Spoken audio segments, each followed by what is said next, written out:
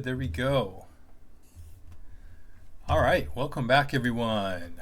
Welcome to the Legacy of Mythal campaign, where last week the heroes entered the Mere of Dead Men, and as it swallowed them up with its foul folds of cold, mist-shrouded, blackened waters and vine-choked paths, Luna was able to discern a fairly safe path running along an old, overgrown road that led, or used to be used, to travel to Castle Neratar. After one mishap with quicksand, the group made it safely to a camping spot halfway to the castle. On the way there, they encountered an awakened raven named Maxiliator, who only spoke Orcish and Draconic, and they warily accepted its offer to help them traverse the marsh.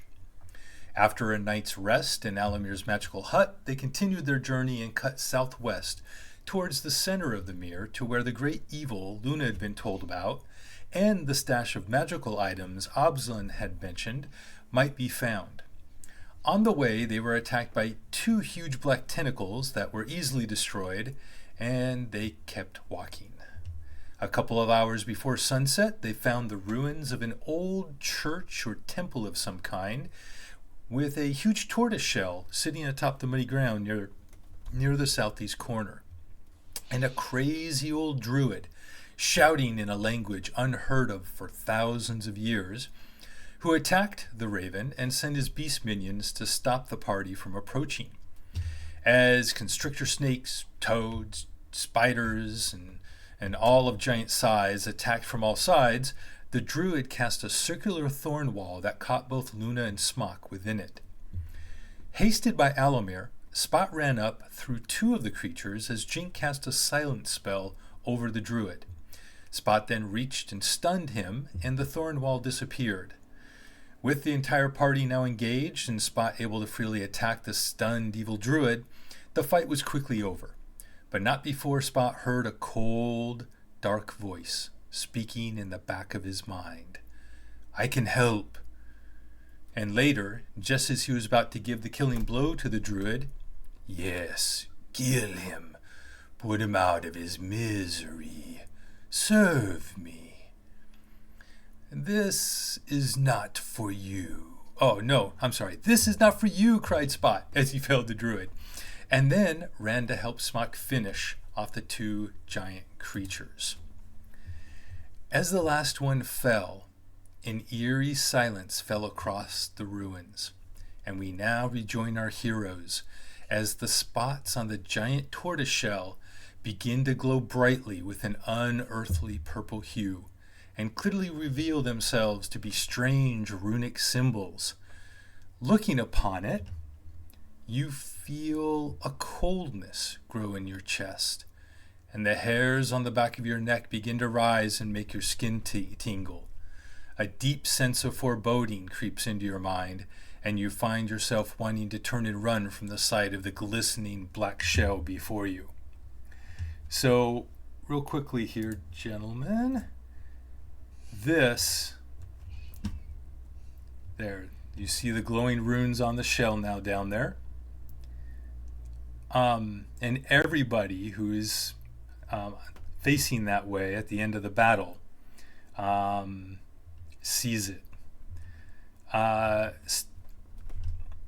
And even at the edge around the corner of the entrance to the stairs going into the temple spot, you see the glow very clearly.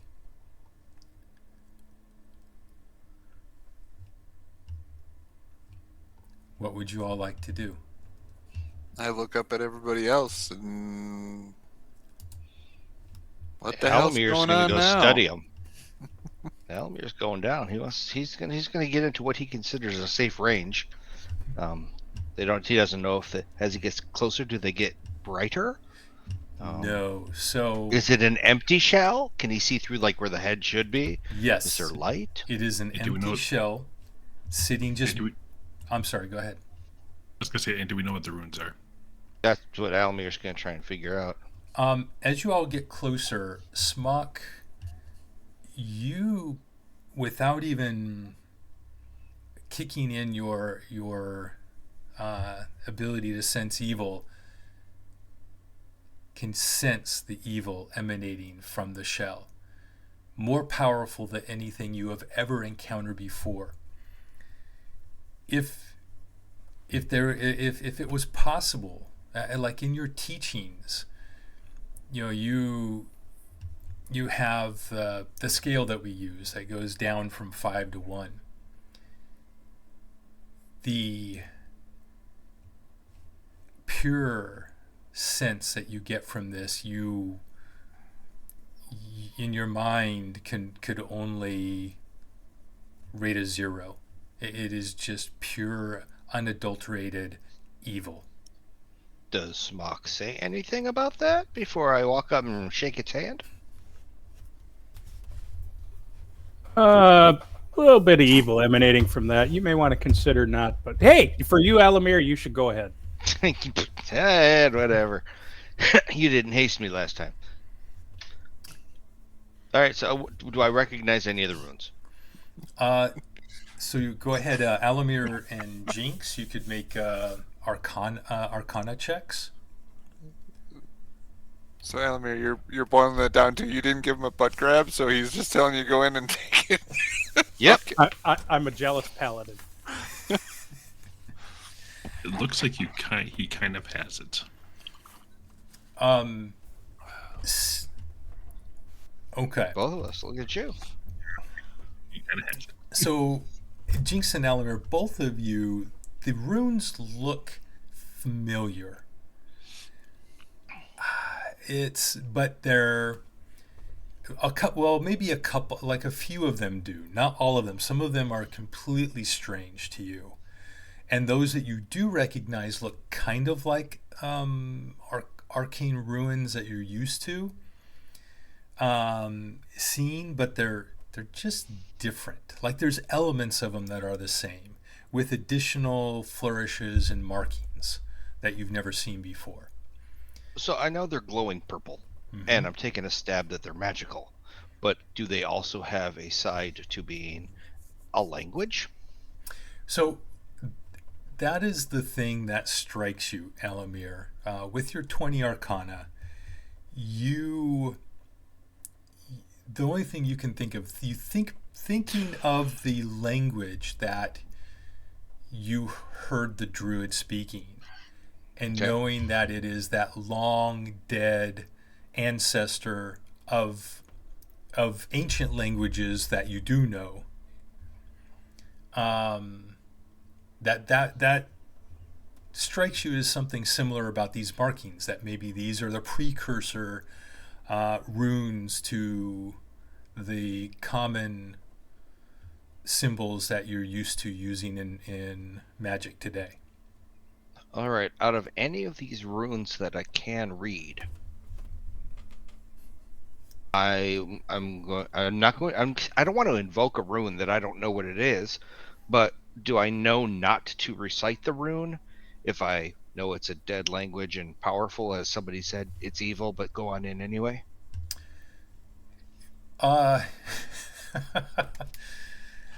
would say that in your teachings at Candlekeep, you know, even in runes that are your first learning, you are taught very clearly by your instructors that strange runes should always be approached with caution. Never just until you learn fully what they do and how they're used, you should never invoke them blindly. Okay. Then Alamir says that from the scholarly magical side, that this is something it's right now it's just too powerful, and as Smock says, it's probably too evil, that let's just leave this turtle shell runic thing alone. That's Alamir's side. As you walk away, Alamir, it calls me into it. There is a voice. Turtle. In your head. It seems to be emanating from deep in the back of your skull. And And it says, "Do not walk away. I sense the power and the potential in you. Okay. I could give you access to power you have not dreamed of. You could accomplish all of the goals that you could ever believe possible."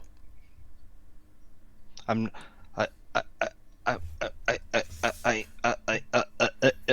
I don't want to go to the dark side. I see you stuttering, so I go, is it talking to you? Because something was talking to me while I was fighting the druid.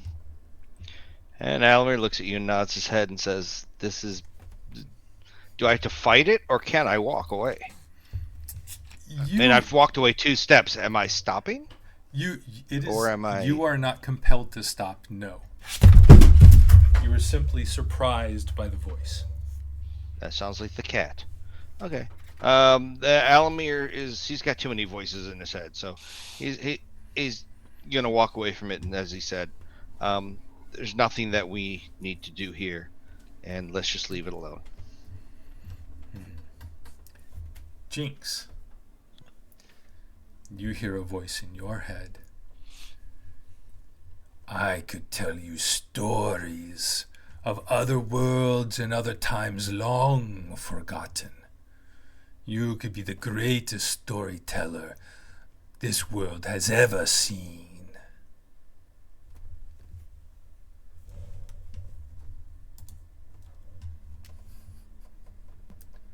Okay, I'll start with ba-dum, ba-dum, bum. Mana. I'd say there's a 1 through 5 on a 6-sided chance he'd say yes.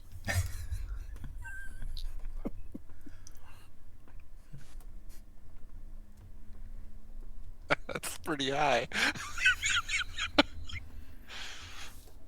Unless it was a 15% chance not to.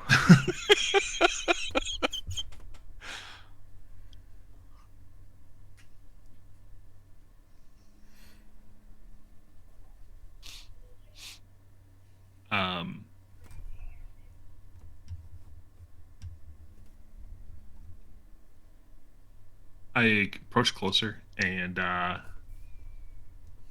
it's talking in my head.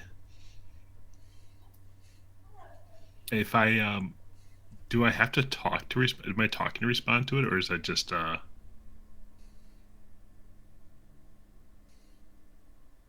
mean, it's only it's speaking in your head.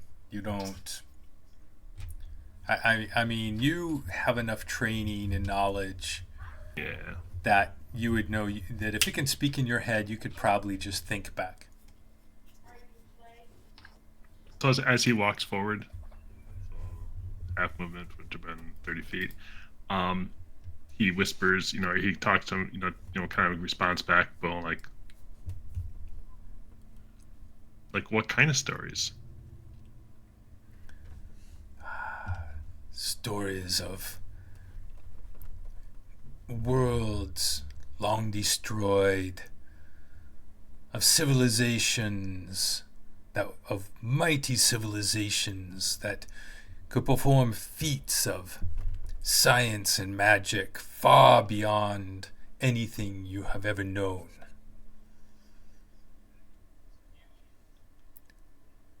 It would seem fantastical and strange to any who heard the stories, but they are all true and would make you into one of the most famous creatives in the world. All the stories have stairs Yeah. involved So- in them. So would I know that this was emanating evil? Yes. And I would know that now Jinx took steps towards this thing in a bit of a trance state, or do I not notice that? Maybe looking contemplative, Jinx? Maybe, but I'll be honest. I heard a couple of shysters in my life. I still want to see the dragon riding thing.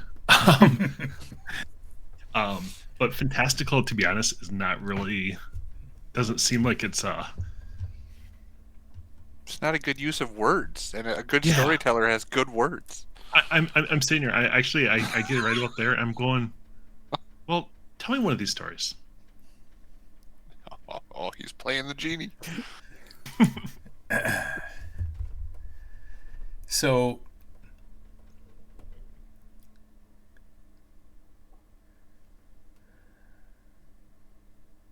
I mean, there's one way he would have got me instantly, but he didn't. So that card Mhm. isn't played, obviously. So I'm going. I'll be honest. I don't know. I'm just.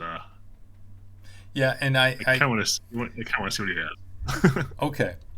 He he tells you a story um, about a kingdom. You've never heard the name, and he talks about an army of knights that ride on magical beasts that are really that looks act like invisible horses. So all you see is these saddles flying through the air as they gallop across the plain.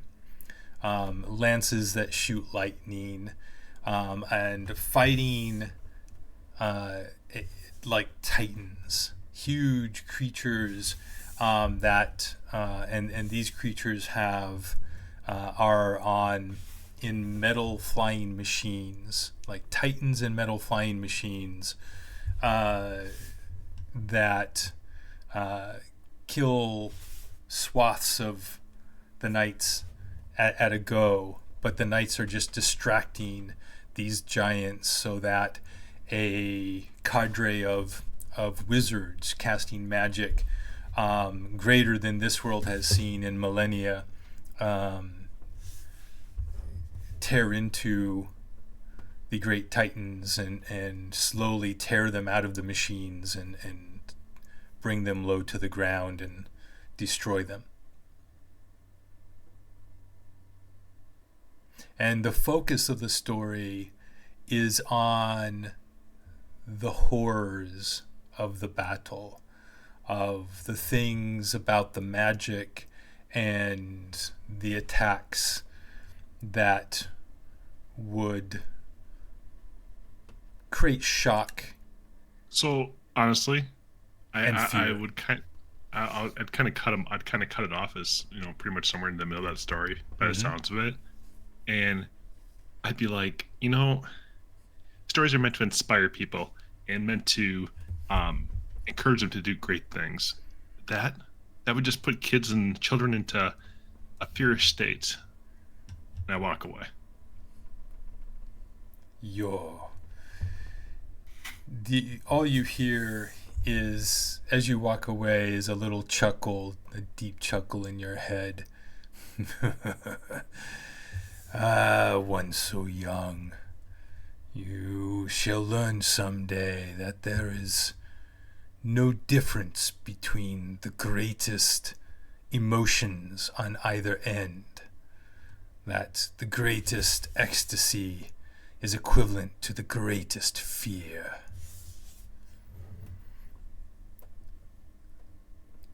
Well, you haven't met Madame. I don't know. I don't believe. Luna, Yes. you hear the voice in your head.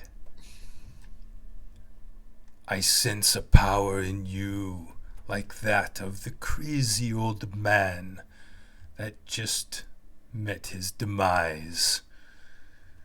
He could not handle the power I offered, but I sense you could. A power to control nature itself, to control the mirror and grow until you controlled all the lands.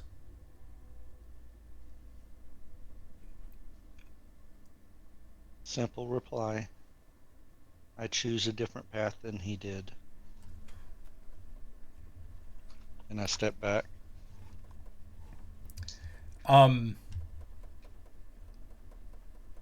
He chose to Smock, come to me. So Luna, go ahead and roll You could roll. Probably the best thing for you to roll would be survival or insight, one of the two. Probably survival. Roll survival. Okay.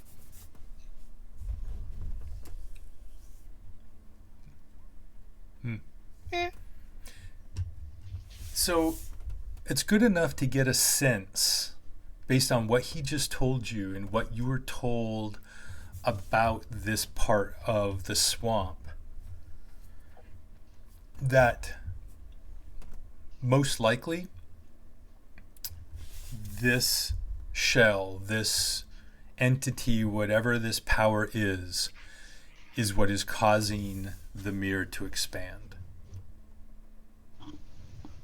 And it will continue to expand now that the shell has been raised and activated. As long as this shell is here, the mirror will continue to expand outward. I do mention it to the others. This is what I think is causing the mirror to expand out. Would I have any sense or insight of how best to destroy it or stop it? No, you wouldn't. That would be a Alamir and Jinx kind of thing. I look towards Salamir when I ask that.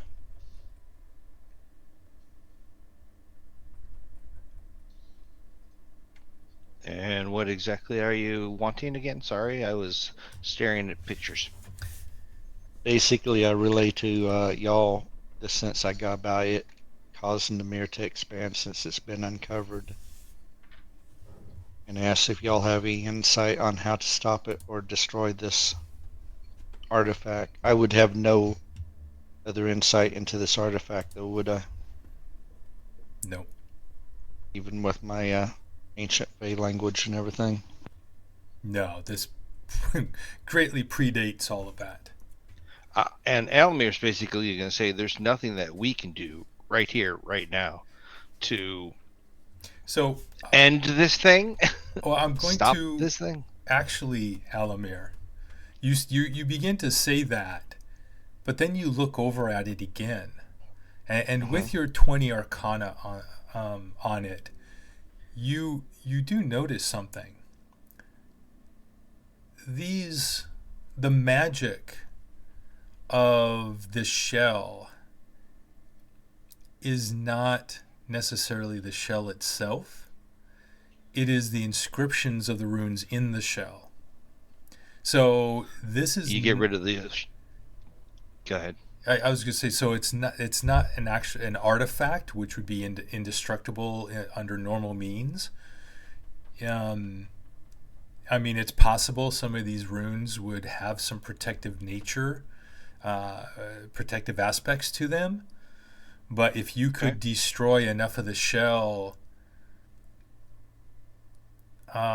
maybe in a simultaneous attack, like the entire or multiple, like surround the shell, attacking from multiple areas, or magic that would attack all or at least most of the shell at the same time.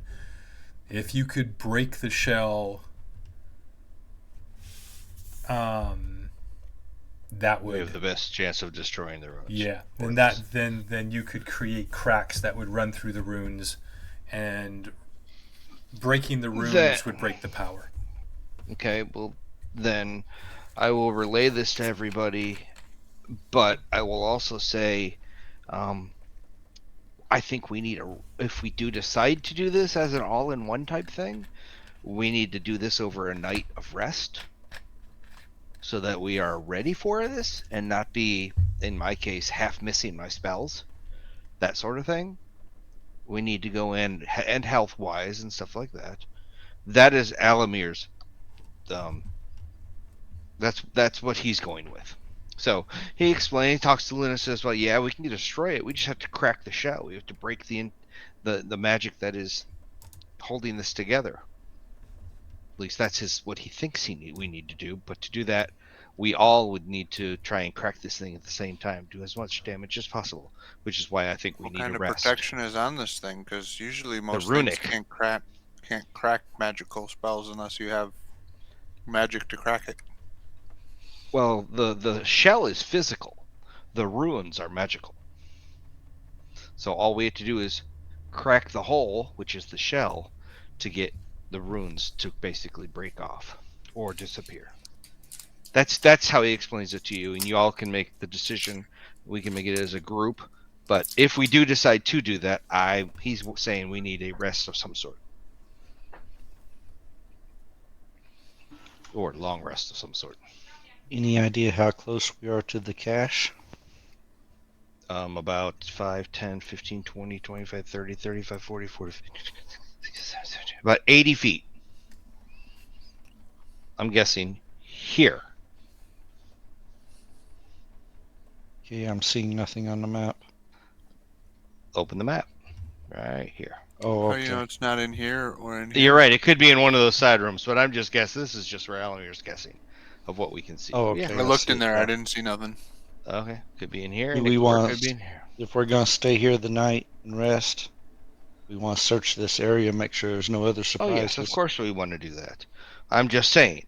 I say we leave the shell alone unless we're going to try and destroy it. And by breaking this shell and breaking these runes, we are then also slowing down the progression of this evil by taking another thing out of its hands. Oh, Smock's running in. I was gonna say I don't know what I could do against it, honestly. Hit it. I need a haste first. If you say that, I will cast it on you. No. I'll go. Go up and Hey, touch him. He likes the I did not- touchy. that's Smock, as you approach it like that, when you step within 5 feet of it, there is Too late. You already did it. if you do it, you'll get a whipping. the shell glows brightly. All of the runes flash all at the same time, and a pulse of black haze explodes outward to a little over 120 feet, and everyone needs to make a wisdom saving throw. And you are in a haze now that it caused light obscurement.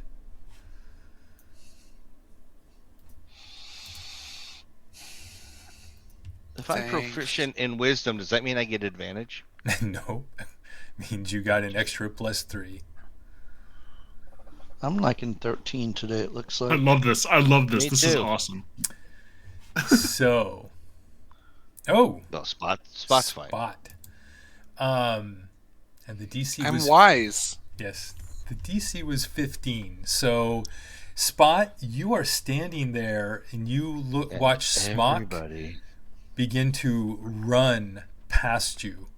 And you turn and you see Alamir, Jinx, and Luna, and they all begin running away in fear as the dark evil of the power that just blew through their bodies and created this just Immense fear. yeah, a feeling of cold and death and darkness and evil, and you just run in fear. And after about and I will walk up to there as they all ran away then, and I will concentrate for a second and make my tattoos glow, and the empowered fists come out, and I can attack something from 15 feet away, and I just start wailing on it for Okay. up to 1 minute, you just start Same. hitting it, and saying, "Stop making my friends scared," and I just start. you hit it multiple times in this time It's frame. force damage. Yep. And you feel like there is not any give against the shell, but you feel like there is almost like an energy that is concentrated, forcing, pushing back against your attacks. And something about it makes you think of like when you practice and you're have like wooden dummies and you set like some of your training has like swinging balls and set up pieces of wood to break through so that you can test the power of your attacks and combinations. And there's aspects of when you're breaking a piece of wood, one of the things that makes a difference is the level of surface of pressure and surface versus the surface area. And there's something about these attacks that you believe should be going through the shell, but it's as if the force that you're applying to it is being spread out over a larger area. So it's being deflected as I would deflect hits to me. Like something is fighting back, but not in a physical sense. More like the blow is deflected here, deflected there, and I know, being my, monk process and my key, that, yeah, I'm not going to do this alone, so I'll stop then. Yep. And you do get a sense that if that force was spread out over a wider area and it was weaker, you could definitely break through doing these types of attacks. I got a good workout in though, so when these guys walk back, I'm all hot and sweaty. Yeah, everyone stops running at when they get over 120 feet away, and it dissipates. The mist slowly dissipates and is gone after 10 minutes, and you're able to walk back in.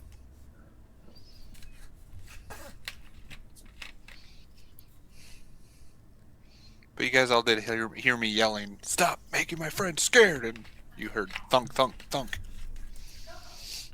I'd like to propose attacking it. Everybody within 10 feet of me. That gives you a +3 on your save. And let's finish this evil, heinous shell off. I will relay to you guys what I felt as far as when I attacked it. That I feel like we need to attack it from all around, and we need to focus on every rune. Or as many of them as can be deciphered as protection. I'm in. Bahamut guides everybody's actions. Let's kill it. Or demagicify it.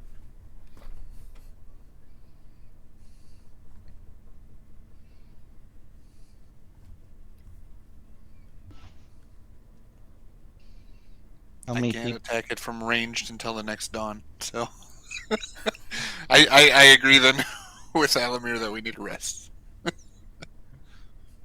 But we're probably going to hear this thing talking to us all night long.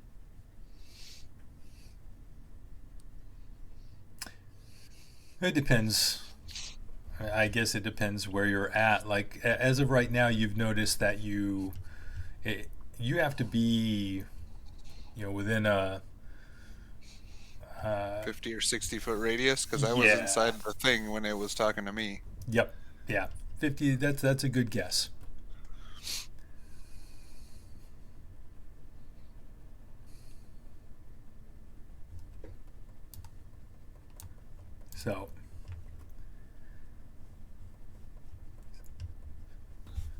So then are you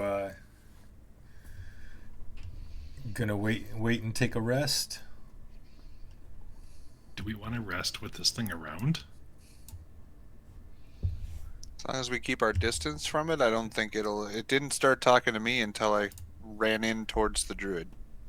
Think of all the innocent woodland creatures that are hearing this every day. We have to save them. What Oh, woodland sorry. creatures? World, Sorry, I can sorry, give that you was all Luna. the power. Sorry, that was And what Luna. woodland That was creatures? Luna's line. We have to make sure we're ready for it, though. We only have one chance. As And if we're gonna make ready, we need to go. We should probably sit back. Yeah, I There backed up somewhere. while we're talking about this. I don't want to talk about it with it next to it because if it can talk to us, it can hear us. So you do notice that while the mist went away, the there is you hear no sounds from anywhere close by within the mirror. yeah, because none of the squirrels want to be talked to anymore about great power when they got little itty bitty fists. I just realized something though. For us people wearing those certain pins that we have attuned, technically, unless we said yeah we want it to talk to us, it can't telepathically talk to us. So therefore, technically, That it is didn't true. talk to us. Anyways, sorry. But I mean, if somebody was knocking telepathically on me and it was like, "Hey," I might have been like, "What?" You know, I totally forget about that kind of stuff. But I would also rule that this particular type of communication would still have been possible if you weren't actively blocking it. You are correct, sir. Alamir says, I think we should sleep on it in the night, and we will use the tiny hut to protect us from the magic. I suggest taking the tiny hut, back, behind the temple somewhere. Okay. Are you gonna do that, or are you gonna search the temple for the cache, or what are you gonna do? We definitely need to look around and make sure we're safe here. There's no other unexpected I would explore a surprises. good 100, 200 feet around the whole place. Just to make temple sure itself, no just in other case. large monsters are lurking because we killed their undead boss man, whatever. You see a lot of signs of more of these these giant creatures. Maybe not more, but just of movement and tracks. But you do not see a living thing or any other signs of any other living things. No, like you, anywhere close to here. It's as if these creatures and this druid were the only things. So the druid succumbed to the power, and the creatures are what he tamed, and then, or something similar. Because he definitely was all into that evil power. So, based on the looks he gave me on his face when I smacked him a few times. Yeah, whatever the power is, he definitely was trying to soak it in. All right.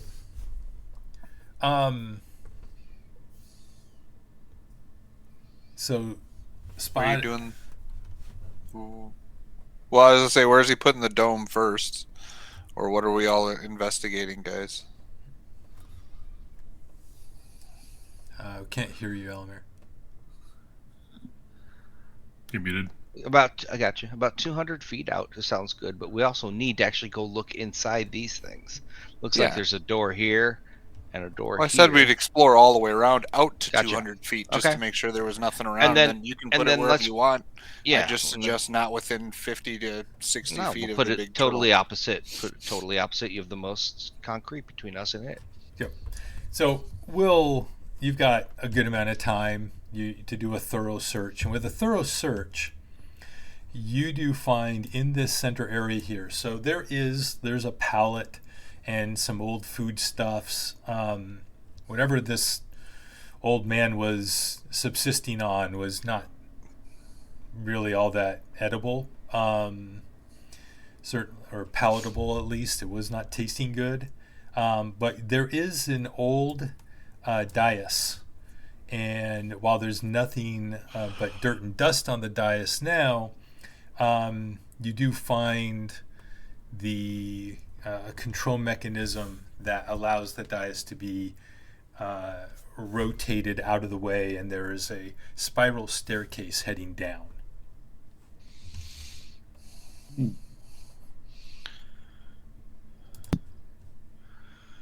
Does it? I'll head down first. I don't care. Do you want me to check for traps? Does that spiral staircase also look like it has the effects of the mire on it as well? Of the what on it? The mire, because you said it keeps spreading, so it would still sound like it would still go on buildings, wouldn't it? Or no? Well, but the Mirror of Dead Men, it's just the swamp spreading outward. Not necessarily that it would do anything other than vegetation slowly tearing apart this building like it is on the outside.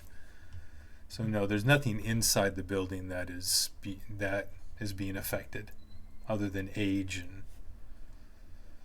whatever this druid was doing, or other creatures that were in here in the past.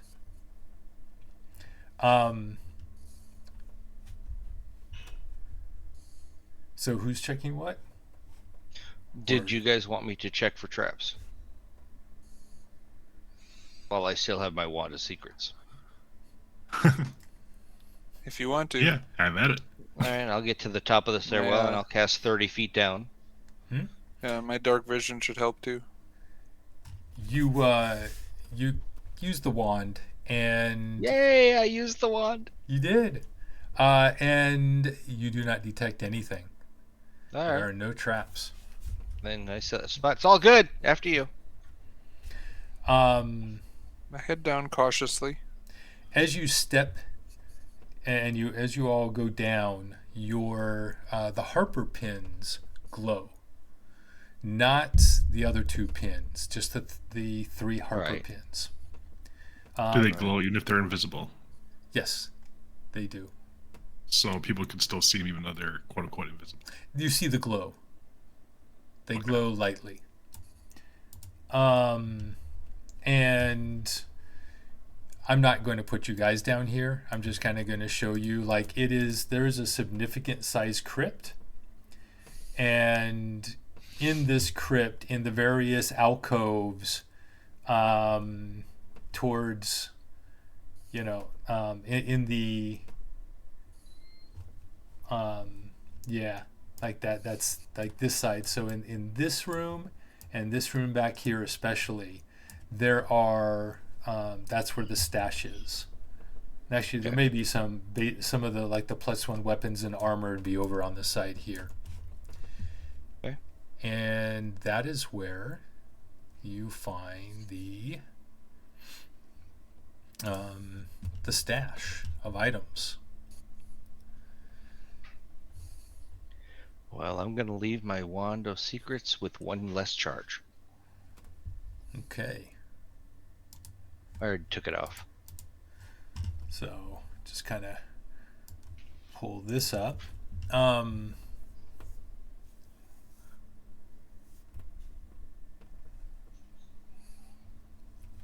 right. So let's go around. So Alamir, what were you taking? The wand of sleep. The Wand of Sleep. Single target sleep spell. Okay. Which, as I said, I will make later. Make for you later. Yep. So Wand of Sleep. And as my potions, I'm going to take the shorted 2 missing healing potion case. Okay. So 10 potions of healing. They'll be my bag of holding. Excellent.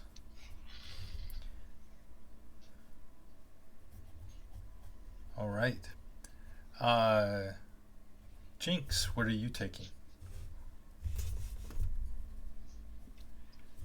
I rummage through the stuff, or I kind of look at it as like junk, junk, junk. I'm playing like Yoda, going through the little thing, going. Then if I'm gonna find a little light, I see an immovable rod. Mm-hmm. I'm actually gonna take that, and I will take the other case of potions. And I don't know if anybody else was going to claim it first, but I will grab the other big holding as we were talking about before. Okay. But it has to have a smiley face on it, not an angry face on it. Actually, is there an angry face one instead? Let's go all in this. There is not. I'm sorry. There's Damn. no Aw. curse. Okay. All right. Smock.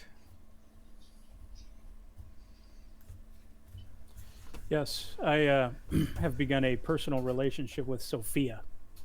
Ah, yes, the arm of justice. Yes. We don't want to see this. It's okay. She doesn't talk to anyone else. And then potion of superior healing. Okay. And Sophia says, you have made it. You have found me. We are going to vanish great evils together. In the name of Bahamut. Yes. Yes. In the name of the great Gold One. Mm-hmm.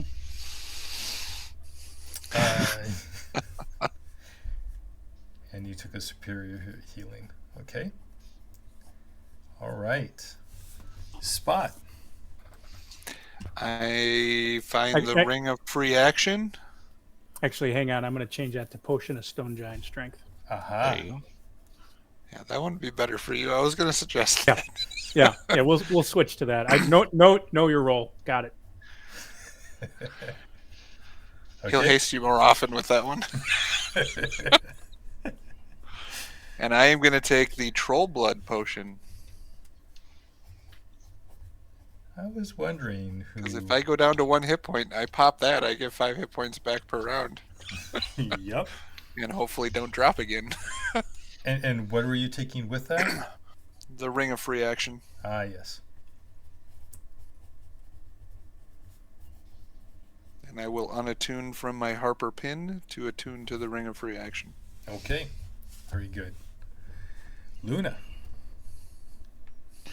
Yeah, quick question. Can I wear the armor of Westwind? Because it's studded. Yeah, absolutely. You absolutely can. I was torn between that and the boots of freedom, but I'm going to go with the armor of Westwind Okay.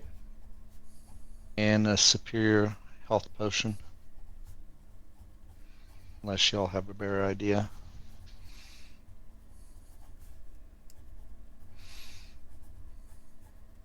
Okay. And you guys see me moving through the swamp without any difficulty anymore. Yes. Very quick. It's doing boots of freedom, but I think the other help. So, Smock, Heth is looking around in the different rooms, and he seems torn. He's, it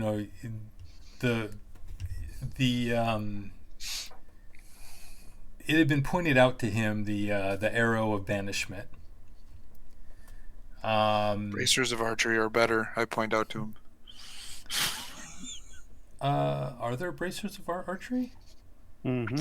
Yes, Yep. Oh, there Yes, are, there aren't there?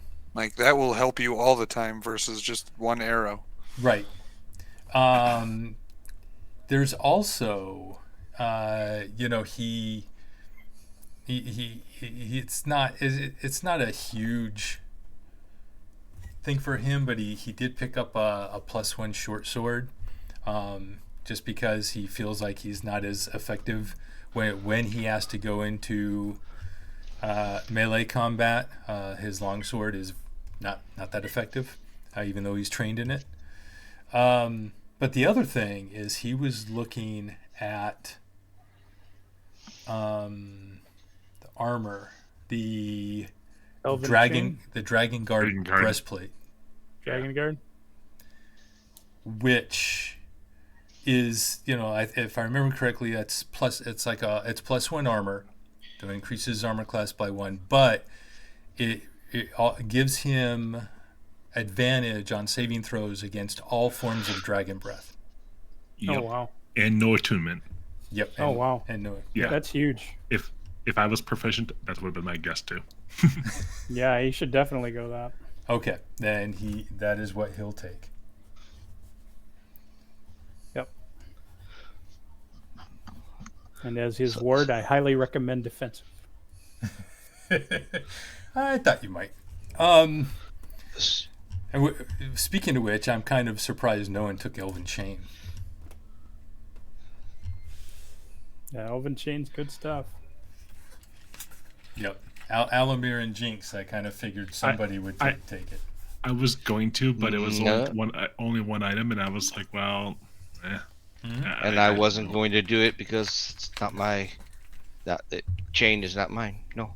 But I do have one question. wear for the that, though. DM. Yeah, anybody You can could wear wear it. that. That's Elven fine. Chain you can wear. It doesn't affect you on That's spellcasting fine. at all. The question I have, with the Ring of Reaction negating any form of slowing, paralysis, and such, does it also do the opposite, and it can no longer be hasted because that's a Nope. movement? Nope. So no longer hasted.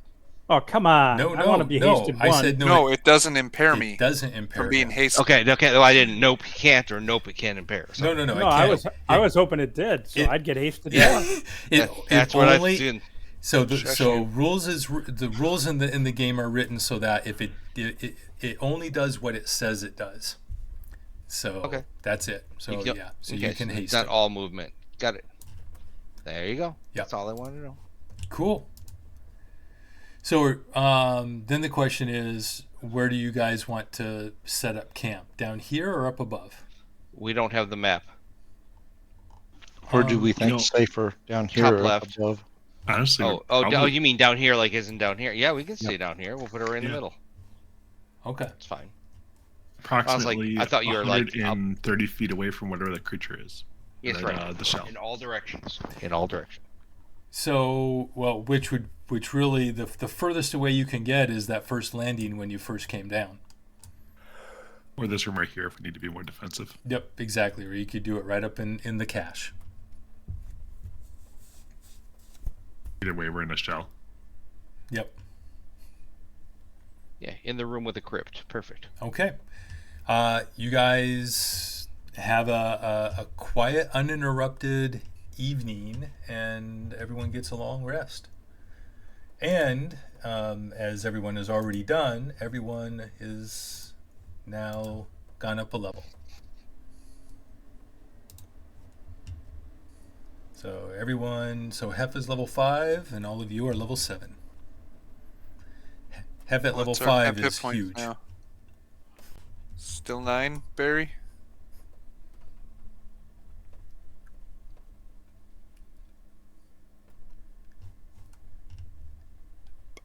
I think he's looking. All right, so I'll bring you guys back up top. Plus 10. Oh my goodness.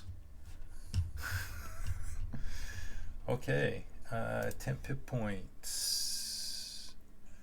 10. Wow.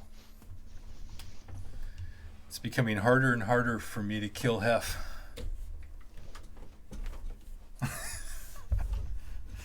Why do you want to kill our friend? Man. Hef was never supposed to hit level 5. You can make him walk away at any point. No, I'm fine. This is awesome. I never expected this much focus and protection and the way you've helped him develop. The investment. The investment, right? yes, exactly. The investment has been significant, and this is the reward. I mean, he does get counted into encounter calculations. Hasn't made that big a difference so far, but he does help a lot too. I'm just picturing these creatures in the swamp, whatever, going, this is the part he walks in. You go. Not you. You're too strong. You go. There we go. All right. So what's the plan, gentlemen?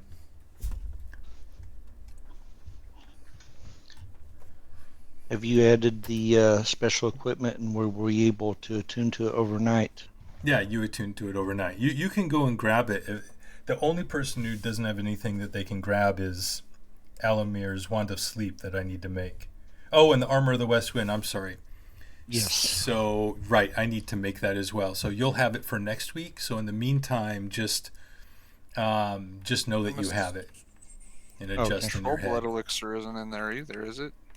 I didn't. Oh, you're correct. And Troll Blood. That is correct. Sophia in there? Yes, Sophia was in there. Yeah, I assumed it wasn't since you had written description. Yep, Wand of Sleep, Armor of the West Wind. And Troll blood. And Troll Blood. So I have 3 things to make for next week. Unless, of course, you use the potion of Troll Blood tonight. All right. So is the plan? Are you still going to attack the shell? That's my proposal. So it is within 24 hours of the last explosion and of mist, and the fear, and you can't be affected by it again within 24 hours. So when you go out and get close to it again, as some people will be at least getting within 10 feet, it does pulse a second time, and but you are unaffected by it. You're able to withstand and ignore the effects. Okay. Well, this thing's not as scary as it was before. All we needed was a good If guy. I saved from it, though, would I have to still roll again? Or is it only No, no matter if you were affected or not? it's if you're affected or saved against. So you're fine. So where around it are people going? You still feel like it still feels evil. It still has a strong energy and a strong sense of evil to it. So Hef will shoot an arrow at whichever.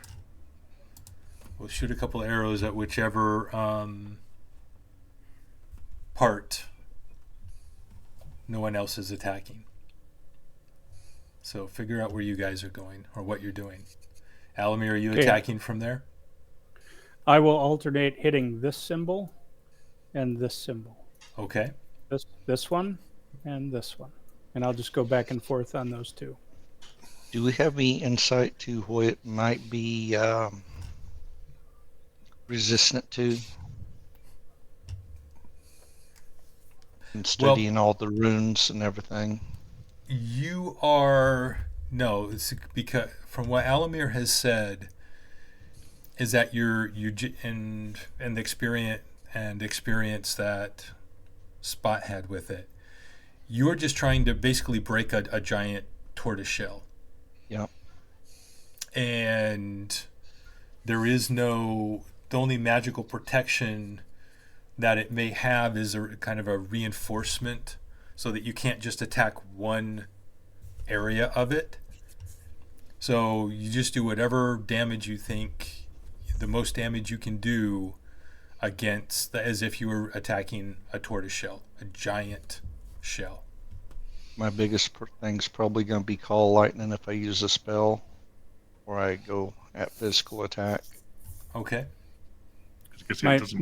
My suggestion would we tried cantrips and physicals without expending spells first. Exactly, because I think the one lightning strike thing requires you to target a creature. So my first thought would have been to use a cantrip that targets a creature and see if it actually can even target it, because quite honestly, I don't think most spells will even work. Well, and it's prone, so I get advantage on my hit. So Yes, it has an armor class for its the hardness of the shell, but you will get advantage on your hits. okay. So Oh. If it's a shell like that, though, it's not completely flat and flush to the ground. Can we see inside of it?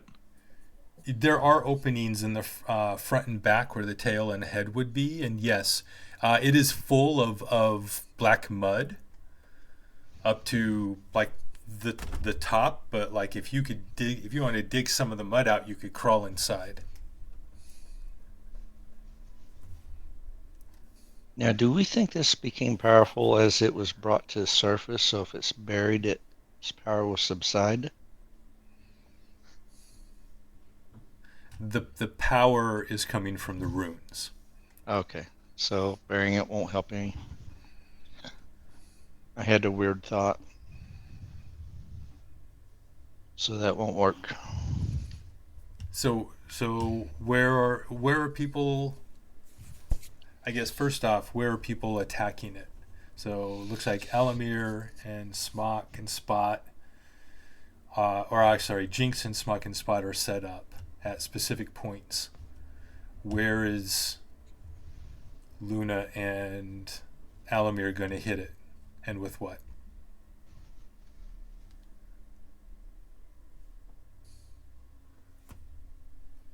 Can't hear you, Alamir, if you're talking to us. I didn't want you to hear anyway. Before we start, I'll do the ritual for water breathing in case somebody gets stuck underneath the swamp. And 2, haste will be cast when Smock is all ready to attack. I'm going to start with cantrips. I'm going to start with Firebolt and Toll of the Deads and little things like that. Okay. I might even try a Dispel Magic on one of the runes. Okay. So. But I'm not trying anything to charm it or put it to sleep or anything. So right now, like Smock is essentially attacking this area. Spot, Yep. I assume you're attacking this area. Yep. And then Jinx, you're focusing down here. Yeah. When I'm targeting, I'm going to target, like those out there. Where? Here. Right there? Okay. Yeah, that's where I'll start. So Alamir is going to hit here. Luna, And where if are I you can see hitting? flush here, those two, if I can. Okay. It's up to you. That's fine. You could Here, you I'll could move just myself focus over. on that area. There Luna, you go. where are you hitting? Probably areas nobody else hitting, like there, and Okay. there. So then Hef will stay where he is and focus his arrow on this rune. So then Luna, if you want to start here, you I'll said? alternate. I'll hit that one first, and then if I need to, I'll alternate. I'm going Okay. to start off with Frostbite first as a cantrip, see what it does.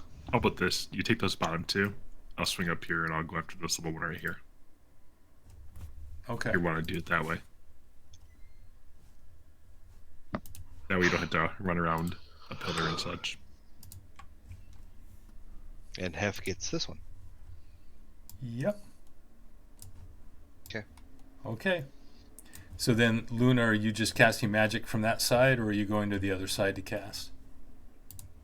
My shortest one's 60 foot, so I should be able to reach the furthest one away in case I need to switch up anywhere else. To Well, see, with my it being plan is- rounded, can you see it? yeah, because it is a round shell. So to be able to see that side, you need to be over there. Okay. Keep So, going. There you There go. you go. How tall is the Perfect. shell? What, 10 feet, 20 feet? The shell goes up probably 13, 14 feet. At its apex? Yeah. How tall are these stones here? They're roughly like 5 to 8 feet. Yeah, you could stand on it. So if I stand on one, I should be able to see all the top of it and everything, right? Yeah, well, you can see all of that side. You still can't see the runes on the other side. Okay. And so which one am I attacking again? These two? Yep, Yeah. those two. Okay. In worst case, I'll switch over to lightning if it comes to that. Okay. So, are you taking turns? Everybody coordinating to do their attacks all together, basically? Yeah. I think everybody hit at the same time, or Yeah. Let's see what happens. Okay. Oh, Let's yo. go left to right across the top. Rio, we're having cookies. So Luna, go ahead and do your damage. Does everybody get advantage that's attacking it right next to it? Yes. let's make DC 15 Actually, Constitutional everyone save. gets advantage. Who is attacking it? Okay. Manually. I'm sorry. It's a what? DC 15 saving throw. Con dex. It's a con save. That's a good question. What are you casting? Frostbite. You're yeah, casting frostbite. And what does the con save do? All right, let me display here. Negates it. It's for negating the damage. No, it's not. It takes the damage. So it fails the save. And Okay, it slows it, yeah. right? So it moves 10 feet less. If it were a It's turtle. not running away. It might have moved Yes. 10 feet, but now We have it it can't. locked down. Yeah. So It will is not a move. creature. Okay. It's good to know. Yeah, Tom, is it a creature for purposes of what we're doing? So I think his spell required creature then for Ice Knife, right, Al? Frostbite or ice knife, yeah, it's all creature stuff. That's why I'm asking, because if it's a creature, I mean, like it'd be like if we want to cast attack like a chest. You know, obviously there's certain spells you can't use to attack it. Are we considering it a creature then? Does he feel So- like it does damage? If it's yeah, I mean, as far as I'm concerned, it counts. This counts as a creature because I don't like that kind of stuff anyway. To say, oh, you can't cast your something that does physical damage that hits with like a burst of elemental damage or whatever. You should be able to put that on things, and I know that there's a reason why they say so. For purposes of this counts as a creature because of its magic. So I'm accepting that. All right, Smuck.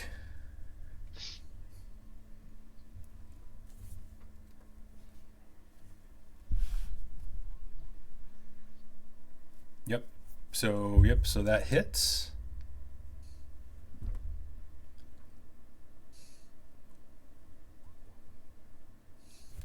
For 14. Okay. And this is a round of attack, so you can attack a second time. And he also has a Oh! haste. And a crit. Oh, yes. And with the haste, you go again. So that's 20 more. That's 40 so far already. And that hits. Did you upscale the haste and haste both of us? Just asking. No, it doesn't. No, it doesn't say I can't. I don't have an upscaling thing on here. It doesn't say I can. Usually Put with it up. haste, you can add it another person. I'm just saying, there's nothing here that says when you to raise it up to 4th level gets another. It doesn't say that. Oh, wait a minute. It didn't roll max for your crit, did it? No.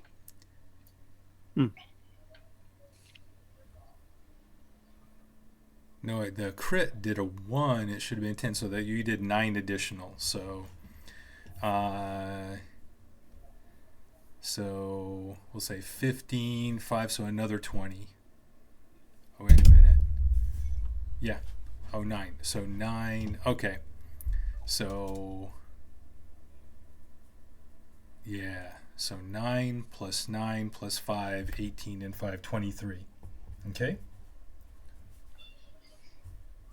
23? Yeah. So 6, yeah. Yep. All right. Jinx.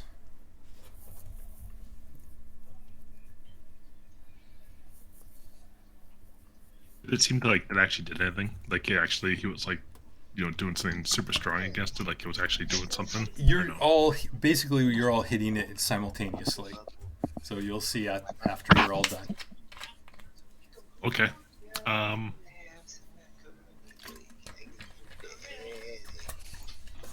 everything I reflect have all is the psychic. damage back to us. Right. Everything you have is psychic? Pretty much. I know you have a And lot. an object, and objects don't really take psychic damage.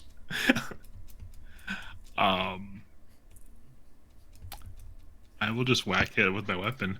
There we Like go. I said, but I read up a little higher, so Nice I do one, my best impression of Element. trying to hit it. Thank you.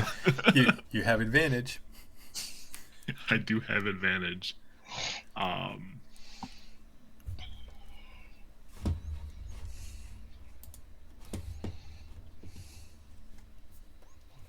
hit it. Yeah, you definitely hit it. Did you want to Oh. roll again to see? Did you roll with advantage? That That is advantage. I thought that was advantage. So, that's fine. So that's 6. Okay. Yep. All right. Spot.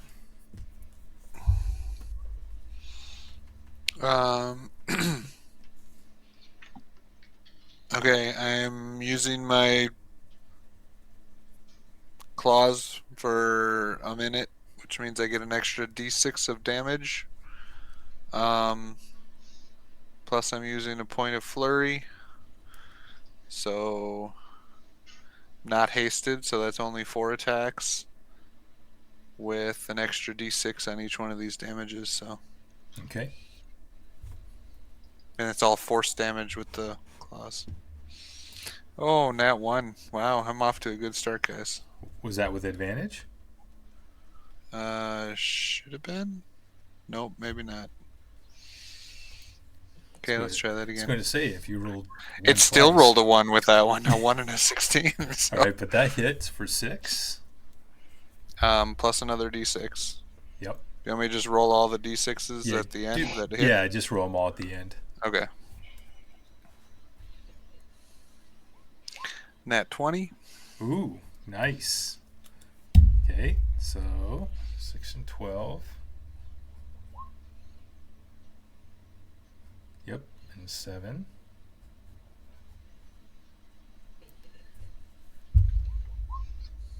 And 8, and then And the then bonus. 4d4s. Nice. Okay, that was really good. That's 20, 33, 43, 51. 6, 12 is 18 plus 7 is 25.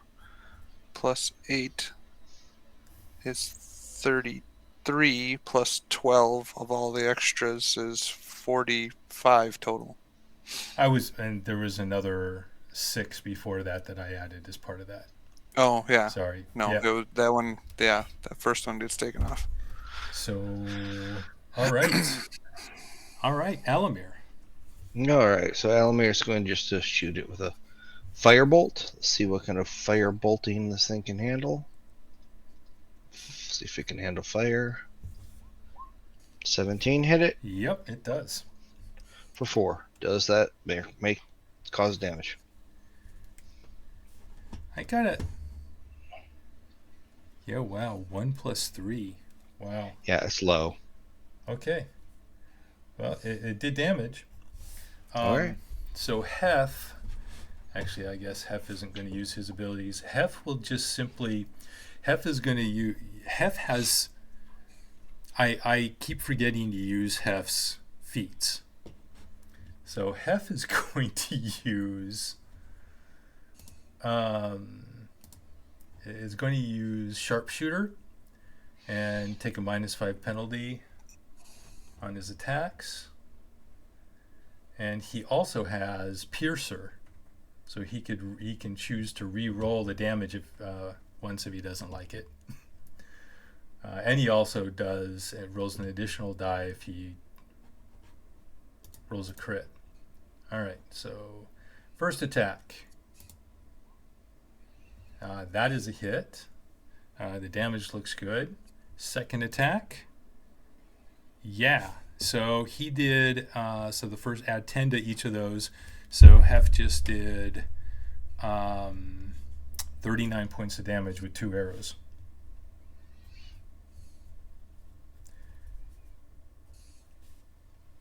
Okay, so there has been, yeah, that's really good. So that is 43. That is 157 points of damage total. So we've hit with fire, piercing, slashing. And if it matters, as much as a big deal as I made out of it, I didn't do my third attack with haste. So if one more attack makes a difference, let me know. I know, epic fail, Alamir. I thought Sorry. you did. This is why you don't give it to him. That was your bonus action attack. I thought you had done your. Okay. Snap. I don't think it will. A 150 was enough. So you do another attack and you're well over 20 points above what you needed. So everybody shoots, hits, strikes, magic goes smashing into the thing, and because it's being attacked from all directions, essentially 6 different areas, there is the protection magic is so thin that it cannot stop all the damage from taking place. And big chunks and small chunks and cracks begin to form as these chunks of carapace crash through into the mud on the other side of it in the internal structure, and the entire thing just implodes all at once, and there's a flash of purple light, and the shards and bits and motes of black and gray and dark green dust goes shooting up into the air, outward a little bit, hits everybody that is within 20 feet, but doesn't do any damage. It just covers you in small little pieces of, what is it? Is this chitinous? Where's Alamir and where's our biology person? But it is destroyed.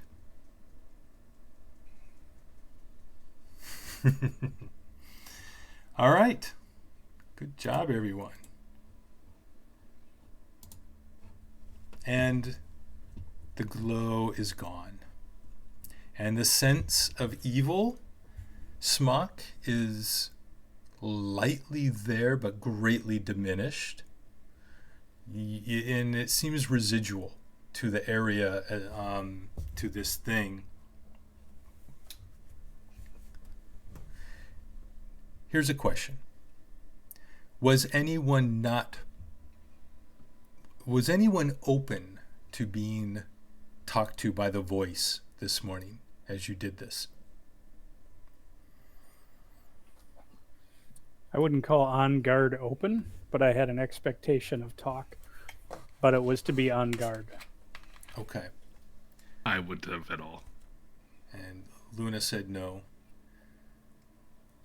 I would not have been trusting of it. I put in my earbuds and cranked it. Awesome. All right. So the only potential person would have been Smock, and Smock, you did not hear anything. Okay. All right. All right, gentlemen.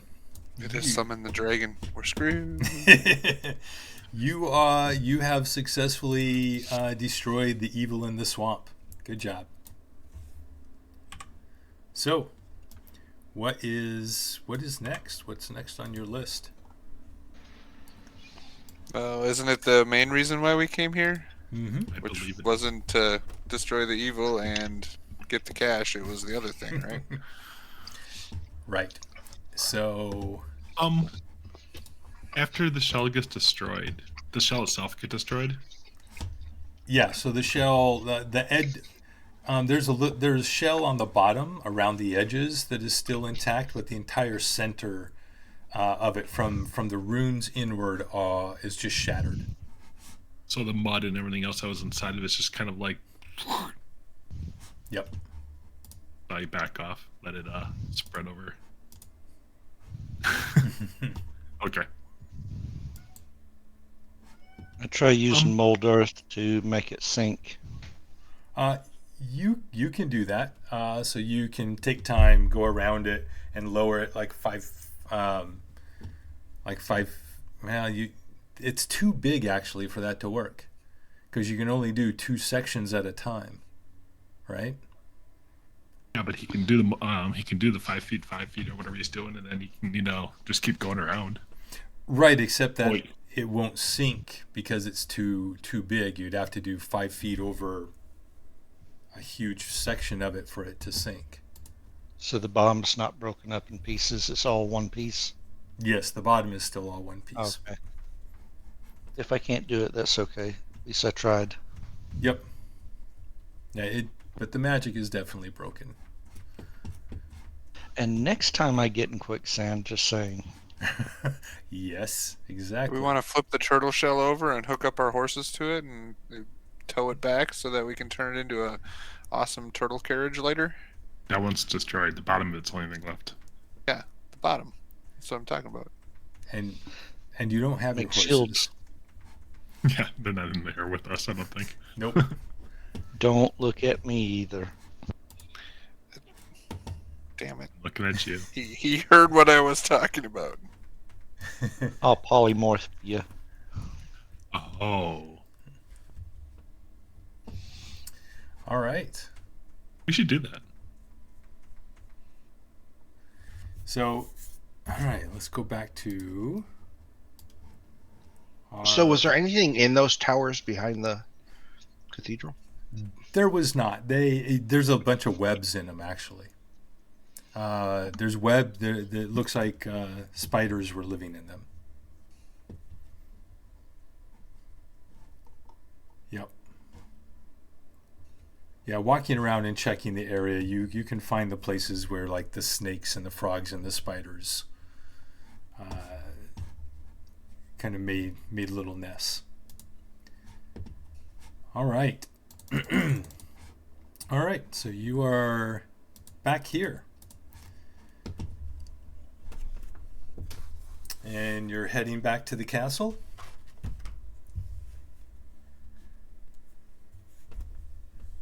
All right. So you are no longer on that main path. You found the path here, but so the question is, are you going back the way you came to the halfway point, or are you going to attempt to go across the mirror in the direction of where you believe the castle is and try to save time that way? You mean right here? Yes. That's where the castle is, right? It is. You broke off. You actually made camp like here, and then cut straight over. So the only way you know right now to get back to that trail is to go back to where you were, or you can try to cut cross country north and a little west to try to find the castle from where you're at, and that's ostensibly the quickest way, but it's an unknown path that you would take. If y'all want, I can try to get y'all there, or we can travel safer.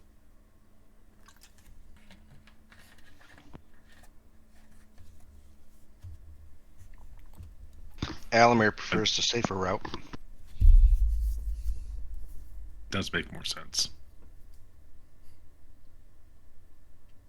And since there's been no rain or water from the heavens, the path should still be the same. We should be able to follow our footsteps back. That is true. Yep. It's just a matter of time. So if you took off straight from here, if you didn't run into any major issues or get lost, you could reach the castle by the end of today. Otherwise, you'll probably have to camp again, and then hit the castle the first half of tomorrow. Is our little Raven friend still talking to us, or has he left? No, he's still there.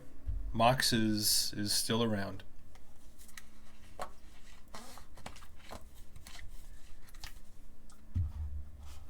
Hanging out, mainly talking to Want to Spot. see if he want. Well, not just Mox, but also my Raven. Could the Ravens find the castle and direct us to it? Yeah. I mean, so they could scout as you head that way, and they could fly up or actually maybe they could fly up far enough to see if they see it in the distance. I was gonna say that would be a pretty easy way of going about it. Because it is. I mean, the castle is only about 15 miles away. It's possible they'd be able to see it. Okay. So you send them up in the air, and Mox in Draconic says, "Yes, I will go look," and flies up. Elamir, roll a perception check for your Raven. Where's Mox? Mox. Right here.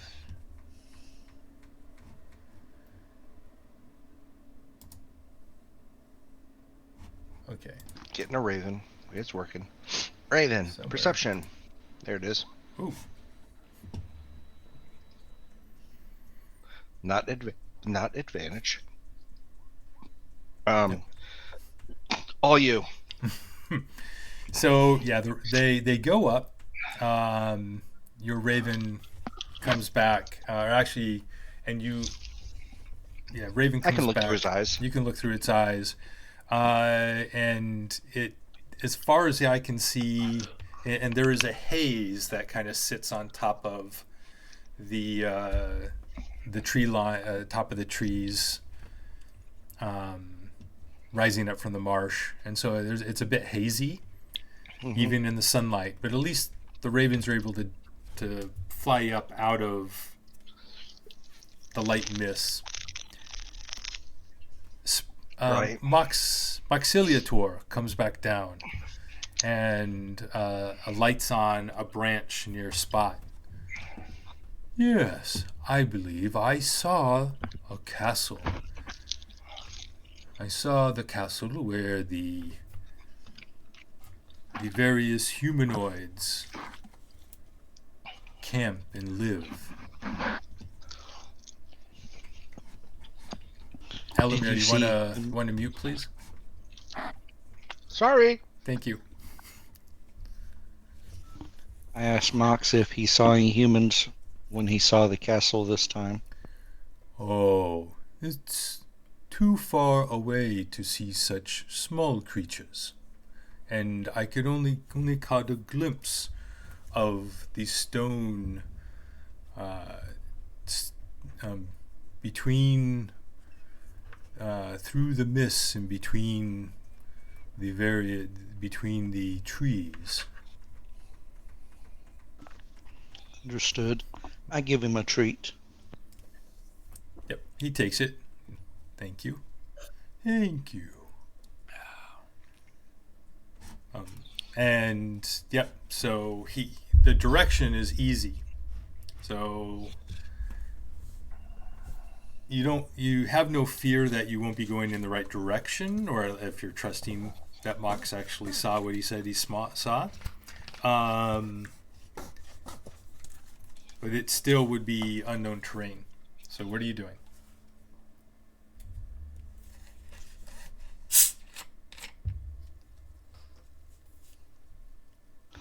I'm game either way. Rest of the group. Luna brought you here safely from the trail. You want to let her lead? Yeah, Elamir says go for it. Elamir's all for it.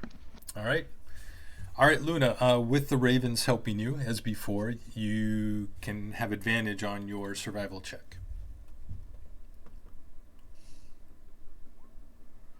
Oh yeah. How's that?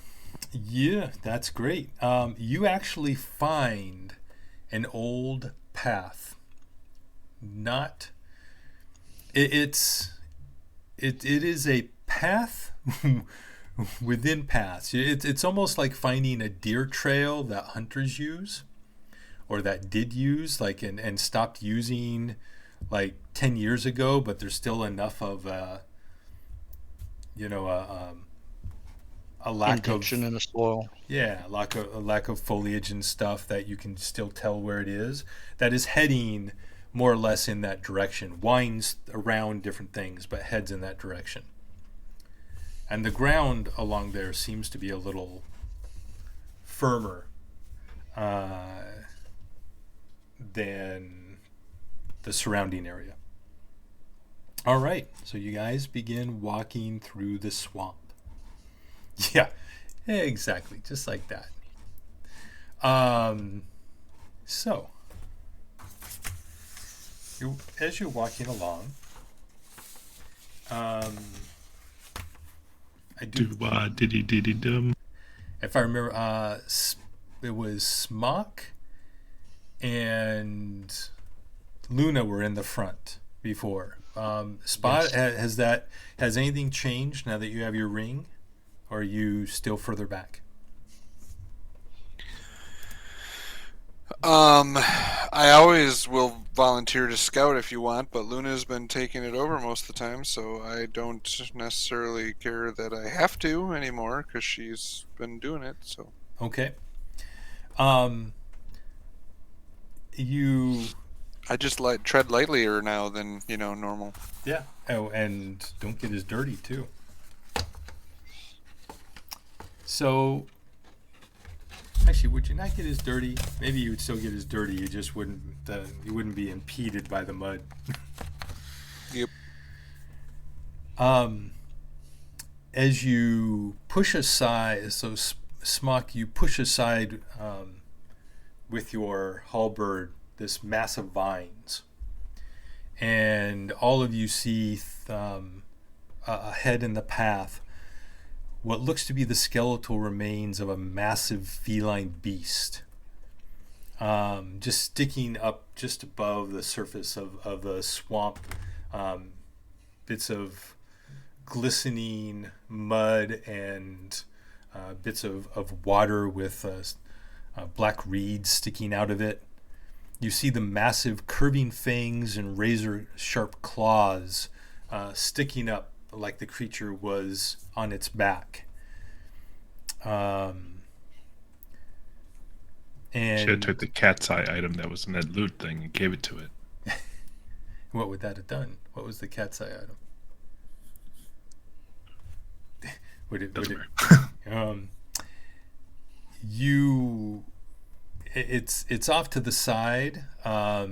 It's the bones are bleached and unmoving, and as you walk on by, you could swear that there's almost a ghostly glow lit in the sunken pits of the beast's eye sockets, but it doesn't move.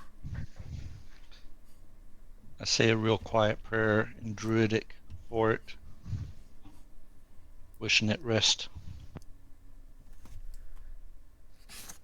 The eyes of Bahamut inform me of everything, and I cast Divine Sense.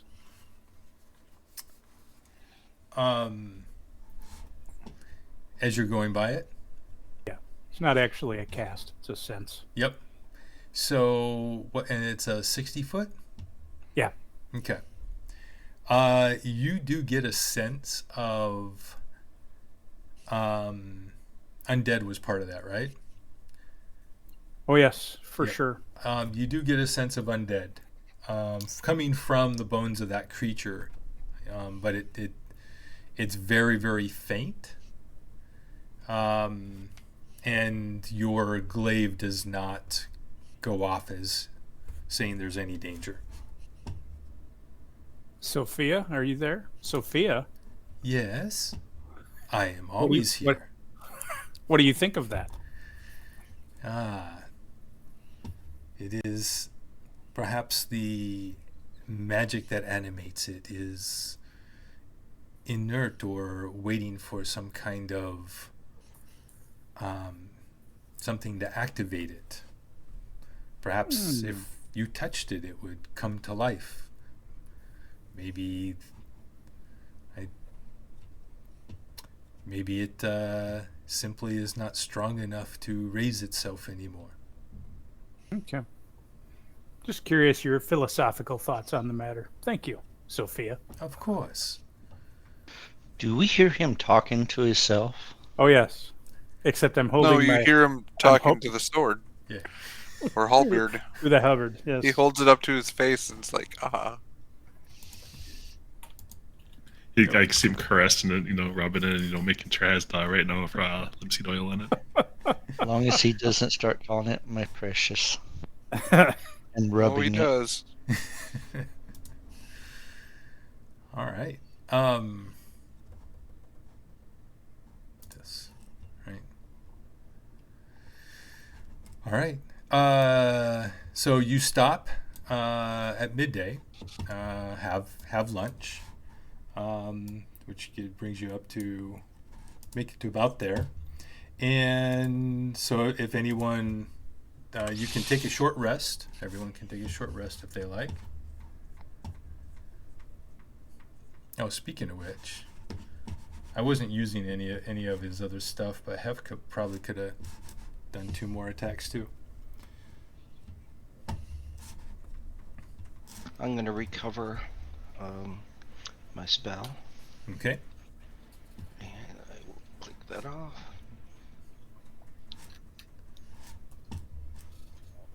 Okay. Short rest. I didn't do any of that, did I?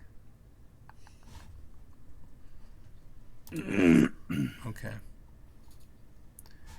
One sec. Let me, I just need to look at one thing really quickly here. How close are we to, guys? How close are we to that bag of bones? You passed it earlier in the morning. And, Okay. Yep. And kept going? Yep, and kept going. Okay. So you are here. We'll put you up. I don't think we've done this one. How's this? That's new. Yeah. There's a picture of the mirror for you. I'm scared now.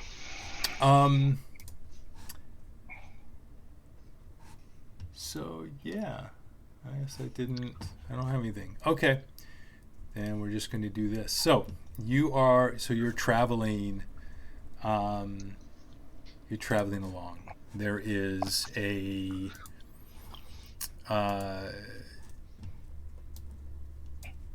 it doesn't get darker, but it is still cloudy overhead. And let's do, what is the weather like today? That's what I keep forgetting to do. Cloudy with a chance of meatballs. Because Alamir's around. All right. Oh, it's about as clear as it could be for the environment you're in. All right. So I was going to say for a swamp. Yeah. So you see the mists, and it's tough to tell if it's cloudy or clear, but you don't. The thunderstorm that had hit the previous day is definitely gone. And up ahead, the hazy greenish light that has been surrounding you all day begins to slowly change. And there is a path, Luna and Smock, that kind of evolves, grows under your feet. It is definitely more solidified. But this blue glow begins to get stronger and stronger up ahead. And Smock, your halberd of warning begins to tingle.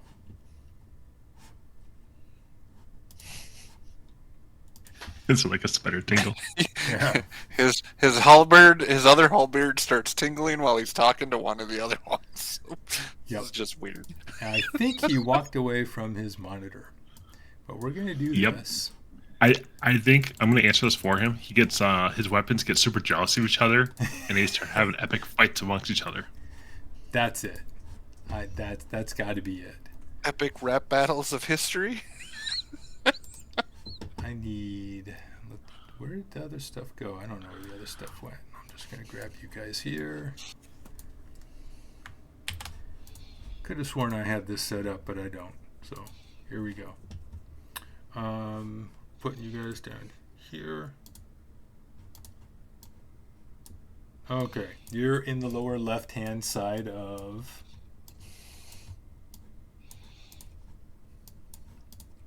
this map, and that's not everybody.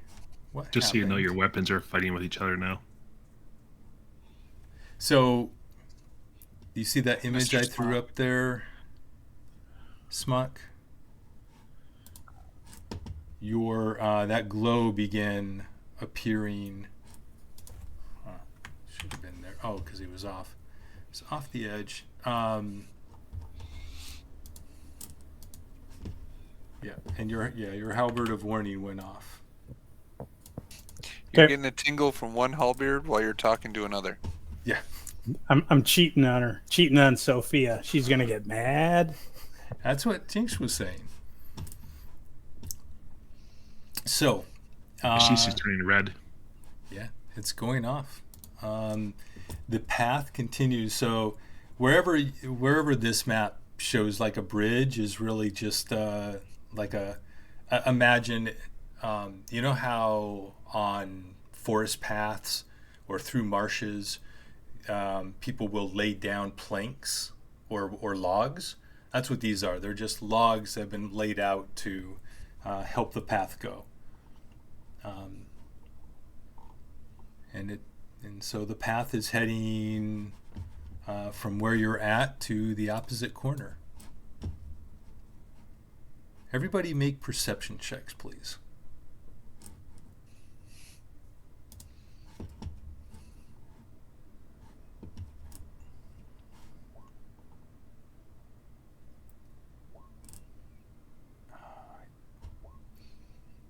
Smock and I look at each other. What the? I don't have these. All right, thank you, Spot.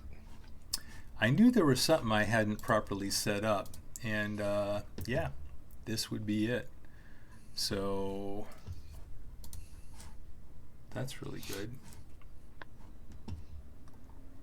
Okay, Well, we can postpone the fight till next week. Give us something else to talk about. No. I know what I need. Let's see. That's what I need, right? That right there. Okay. So are the light gray areas? Are those like kind of like flat landish areas? I'm sorry, the light what? The light gray area, is that like the Plus path, water. so to Yeah. speak? Yep, Or that's exactly. water. Oh, No, the blue is the blue and water. black would be the water, right? And then the yep. So like the area you're on right now is muddy but solid ground. okay, cool. Are Are these little green things like eggs? the little green thing. Just Doesn't matter. they're plants. They're plants that don't actually glow. All right. Sorry, gentlemen. I just need one more thing. And is it even going to be here? Of course it's not. All right. Let me just find it real quick. It should be right down here. Right there. All right. Okay. So let's see. Oh, wow. Look at those. So, Spot. All right. So you're all looking around as Smock is giving the warning that something's wrong, amiss. And Spot, you see it first. Off to coming towards you, you see what looks at first to be a mass of bushes and trees. It is slowly moving. It's like a mass of vines and brush that begins slowly moving towards the party. And actually, it's not there.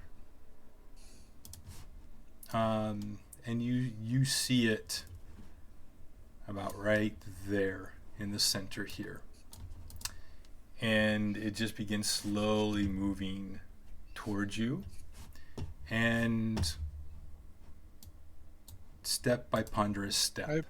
I pointed out to everybody going, plants don't usually walk to us, right? What is that? And everyone roll initiative, please. Let me pull initiative up here first. There we go. Now roll initiative. Choosing your tokens, please. That is I have no idea.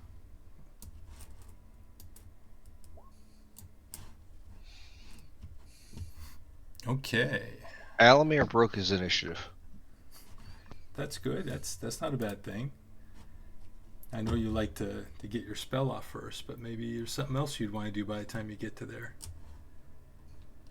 Let's do this. Let's grab real quick here. Being last in it, just being first for next round.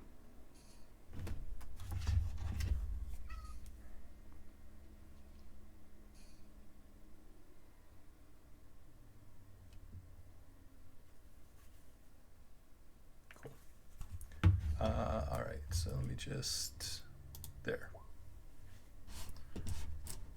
All right, I need to do this.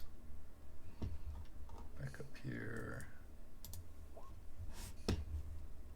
And I need to do this. Okay. All right, so everybody in? All right.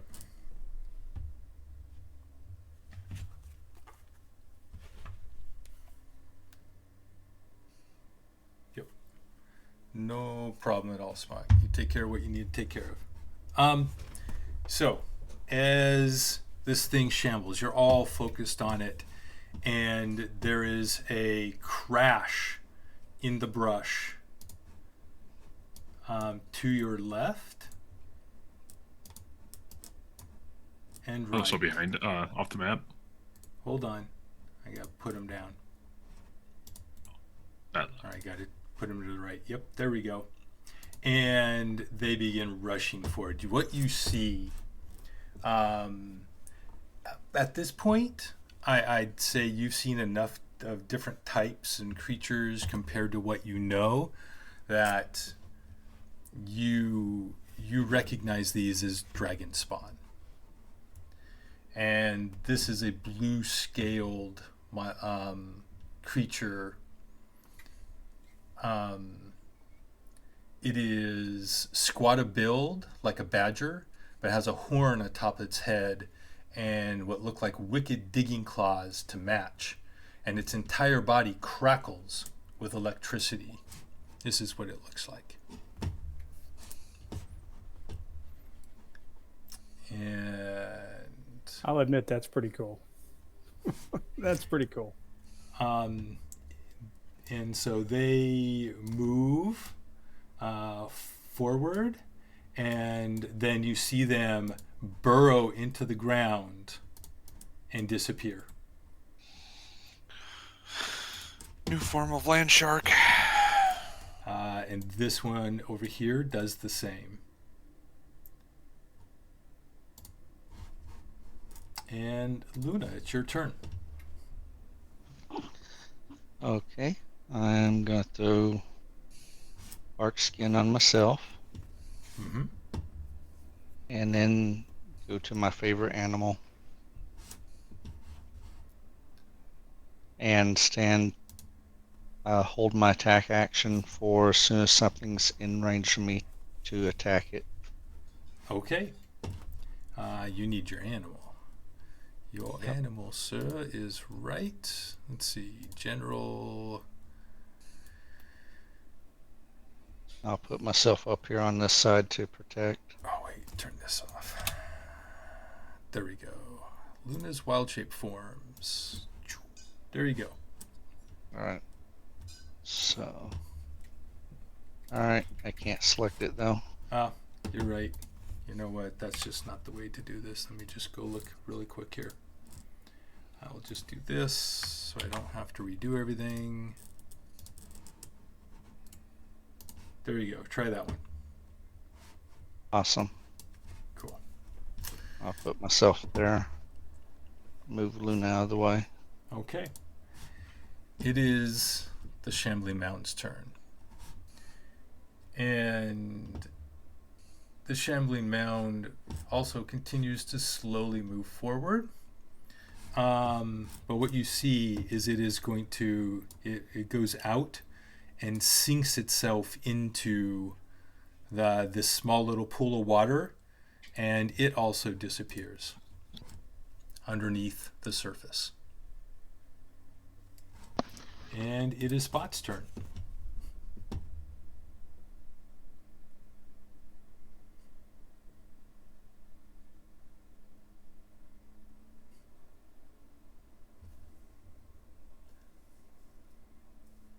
Are you there, Spot? Yeah, I'm here. Sorry. So they disappeared on us. Yep. Shambling Mound did too. Yeah, it went into the water.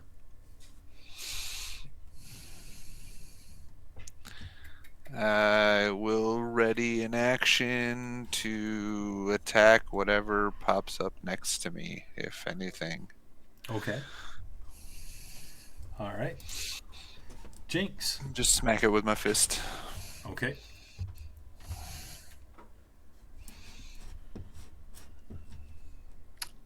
I will climb the tree.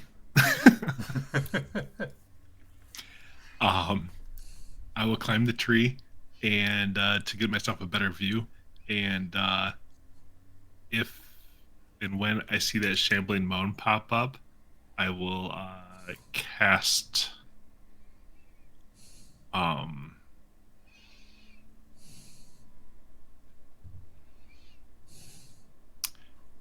will cast something on it. Sorry, I'm trying to think what I want to cast on it.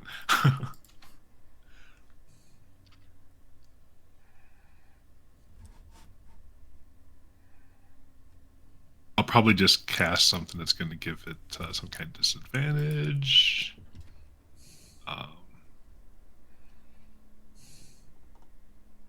think I'd be ready for this, right? Sorry.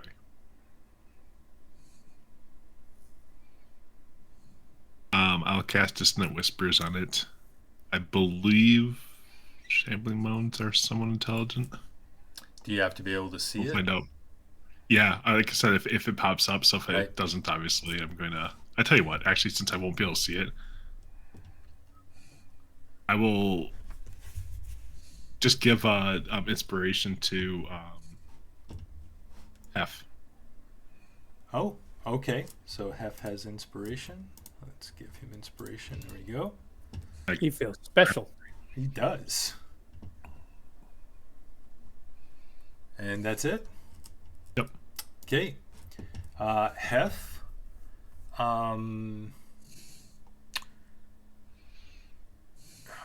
Wow. So Hef, Hef just has his bow knocked. He is going to just go over and stand next to this tree, not right next to a pool of water. Just kind of get a little distance stake relatively close, knock an arrow, and ready in action to shoot the first thing he sees. Smuck. Easy smack.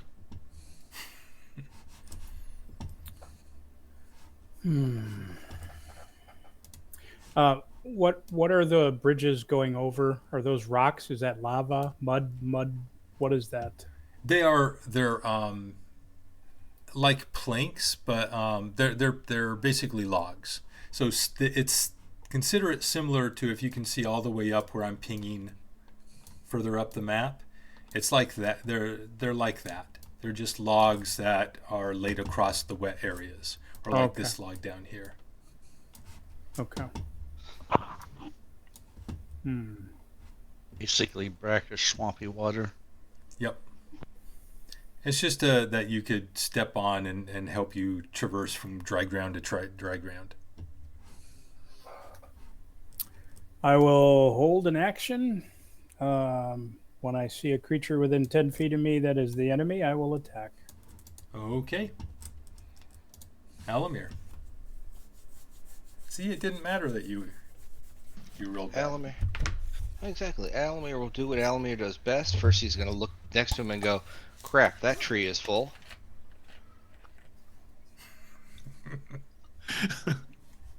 Thanks. So he's going to do something that you've never seen him do. He's going to run into the fray. Okay, that's as far as he's running. He's going to misty step to the top of that tree. Okay. And then he's going to cast Mage Armor on himself. So are you could go upwards. No, I lied. I have to cast haste. Casting haste on Smock. Okay. Yeah. Do that one first. All right. So I'll do this. There you go. Always on the guy who forgets to attack. Jeez. And talks least to I his don't forget to do reflection that. in the So I'm gonna Mirror go. of the I'm gonna sword. go forward until I know I can get to 15 feet up, or however high the tree is up, to make the 30-foot misty step. And then you're going 'Cause I to know- misty step up. Yeah, that's my Okay. bonus action. So roll 2d10 for me. I don't want to. I'll roll it if you don't want to. No, I'm good. Oh shoot, I can't see it yet. 8 average. Oh, yeah. So that's as far up the tree as you can safely get. Okay, so I'm 8 feet off the ground. That's fine. Yep. I'm not so on the ground. You're not on the ground. You're 8 feet up the ground. Okay. Mhm. All right. Interesting. 8 feet. Yeah, they don't have that reach. I hope. Yeah, well, that's going to be a good idea. But you misty stepped up there, actually. Correct. I didn't run to it, Hmm. so I'm hoping without the ground movement, they could detect me. That's what I'm hoping. I'm allowed to hope, and up there I'm praying. Okay.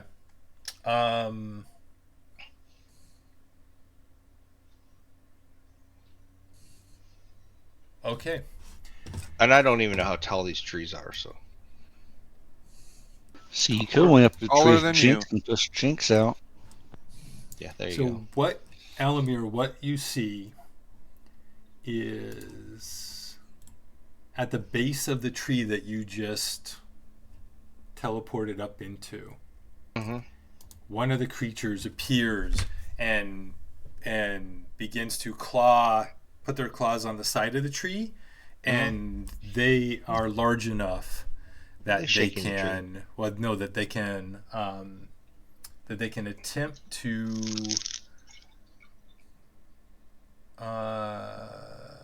Gore and a claw.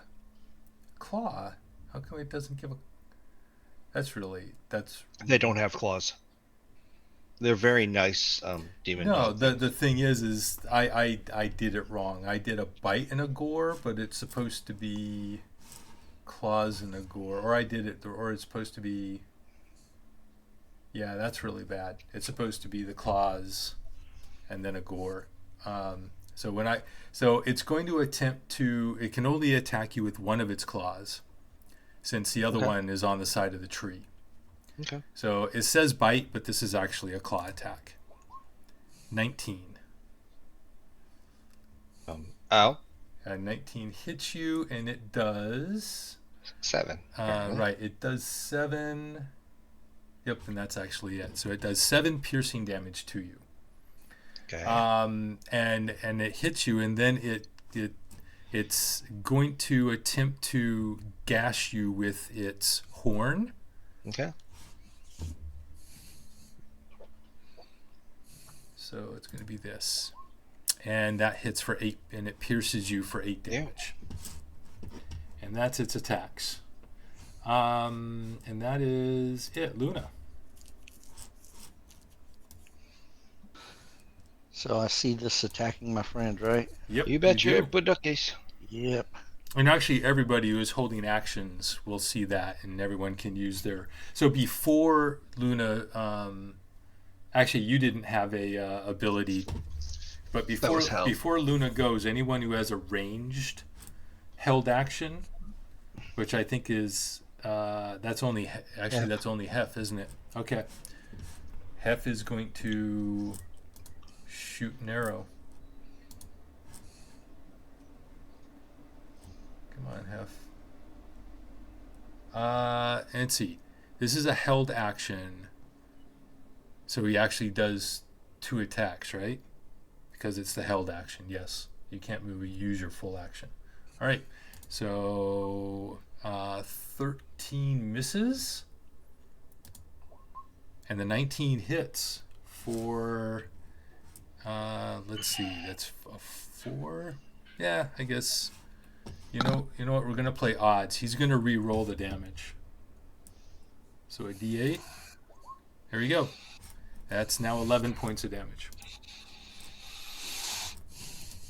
All right. 11. And the arrow sticks in the creature's thick hide. Luna, now it's your turn. Okay, I'm gonna run over. I'm trying to avoid this water though, since Okay. last time. You have water breathing, by the way. I'm gonna wind up there, and now I'm gonna attack it with advantage. Okay. Yep. So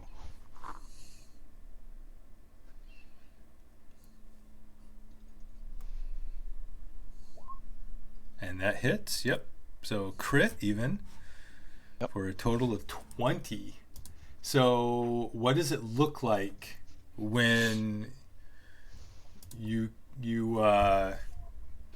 kill this vicious looking blue scaled dragon creature? I rip the head and horn off it, and it baptizes somebody up in a tree. Excellent. Yeah, you grab the But- horn, and with your momentum as you go behind it, and it just snaps its neck, and you rip it away. Thank you. Now Almir's wearing red. My robe was already red. Is that it? Is that all your movement? and I'm everything? shaking its head, drop it, and then I'm looking around for the next one because I thought there were 2 up here. There were, but you don't see the other one. I'm looking, Okay. and that's the end of my action. Okay. You see the shambling mound crawl up out of the water and begin shambling towards the water on the other side, but it is still it's stepped like one appendage into the water over there. Spot, it's your turn. Oh wait, I'm sorry. That's half its movement. It actually goes into the water. This water isn't quite deep enough though, so you can still see it. It's half submerged coming up out of the water.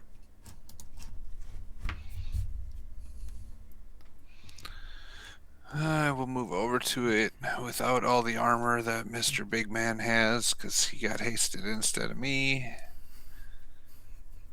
Poke, poke, poke. Jealousy? And I will do Breath of the Dragon first. Is that Okay. an action? Yeah, that is my action. So, fire, breath in a line. Okay. He has to make a dex save or he takes half. All right. DC 14. DC 14, a dex save. He does not make it, but you notice it doesn't seem it scorches the creature's the vines and what looks like plant-based appendages, but it's the creature, maybe because it's so wet, it partially ignores the heat and the fire. Okay. Then bonus action, martial arts unarmed strike. Okay. For a damage of 1. And that does not... 25 to hit? Oh, 25. I'm sorry. I was looking at... If that doesn't hit, I am running away. Sorry, I was looking at the wrong number. Yes, that hits. And you're just doing standard bludgeoning damage? My fists are magical, so it's magical bludgeoning. Right, but it's... Okay, so 5. Okay. That seemed to affect it as you punch and try to bruise into the creature's vines and plant mass. That's all I got. You don't get multiple attacks? I did the Breath of the Dragon, Oh, that's so right. I only got my bonus attack. Oh, you know what? And, Wait. and he's not hasted, so he's going to cry. I'm not crying. Can you do your bonus attack if you're doing...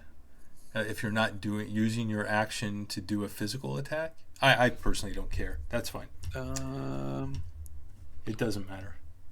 While you are unarmed or wielding monk-only weapons, for martial arts, you may use your dex instead of strength, and as a bonus action, you can use a bonus attack. Okay, cool. Awesome. Jinx, your turn. Yeah, I think that's special. No, and when you use the attack action, when you use the attack action on your turn, you make one extra unarmed attack. So I use the attack action to use my fire. Okay, that's fine. I don't know.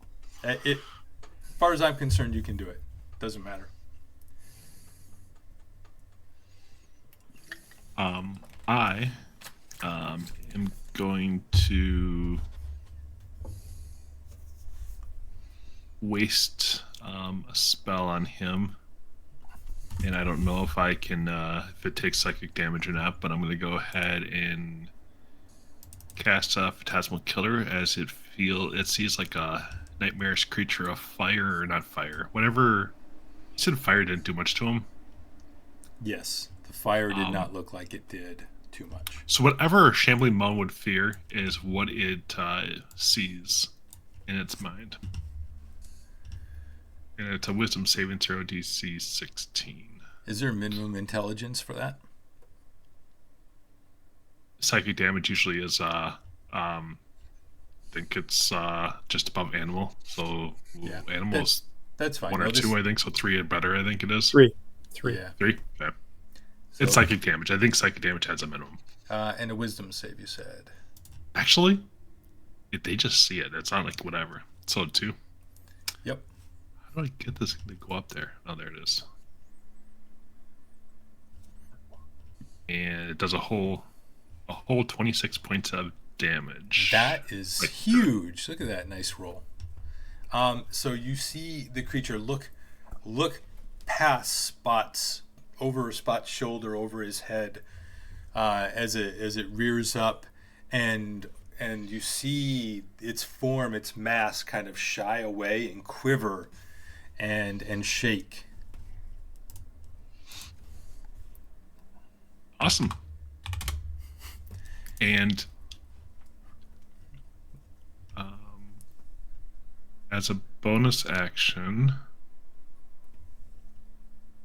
I I am going to cast Healing Word on Alamar because I believe he got hit. Thank you. Thank you very much. And I have to run to go pick up medicine. So you get a whole 5 hit points, by the way. I hope to be back soon.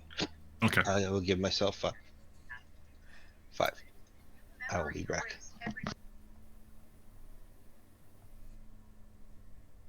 Okay.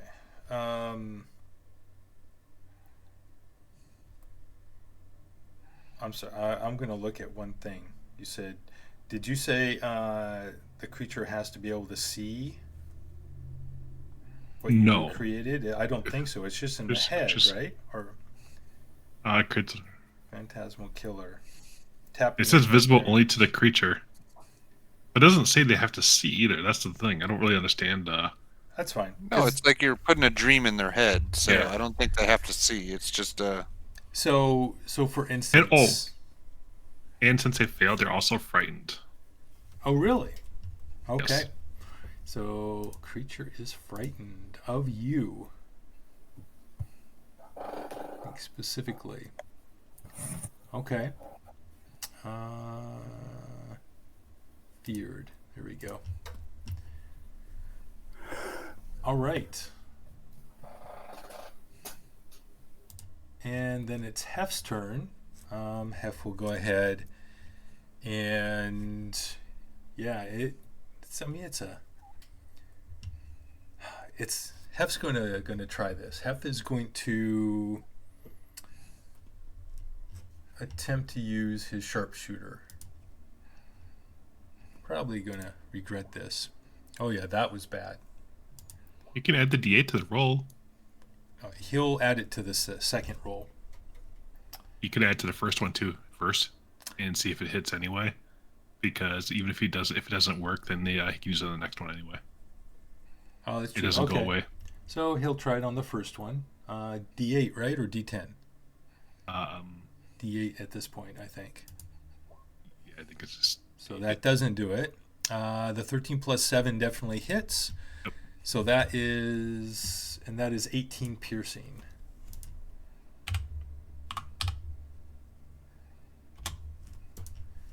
All right. And Smock, your turn. All right. 1, 2, 3, 4, 5, 6, 7. Is that sufficient to get advantage? Yes, it is. So you are standing in The plunge. Muck. muck. Actually, you are just you're thigh deep in muck and water. Is it like quicksand, or is it simply muck and water? It's muck and water. It's not like quicksand. Okay. You're not going to go any further. Okay. But it is difficult terrain. Okay. Very good. All right. Then I will attack, of course. All right. First one, 18 to hit. 18 hits. Okay.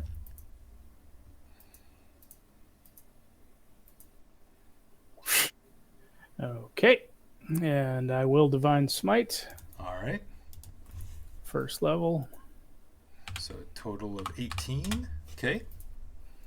And you see this ichor, green and black liquid begin to seep out of the wounds in the creature.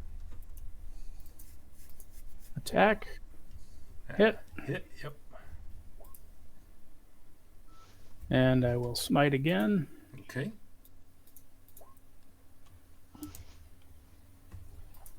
Third attack with haste this time. Okay. golf clap. Yeah. You're not just gonna. You're You not just. can't see me doing it, but I'm doing it. It's fair. It's actually fair. I cannot say it's You're not gonna fair. pause and be like, "I don't need to use it." No, no. I'm just going to make no, a hasty pun just to no, remind you. No. Mm-mm. Mm-mm. Okay. We will do second level on this one. Okay. And it didn't do. Okay. And then last one will be a bonus attack with the polearm butt action. Okay. Wow. Yep. Another hit.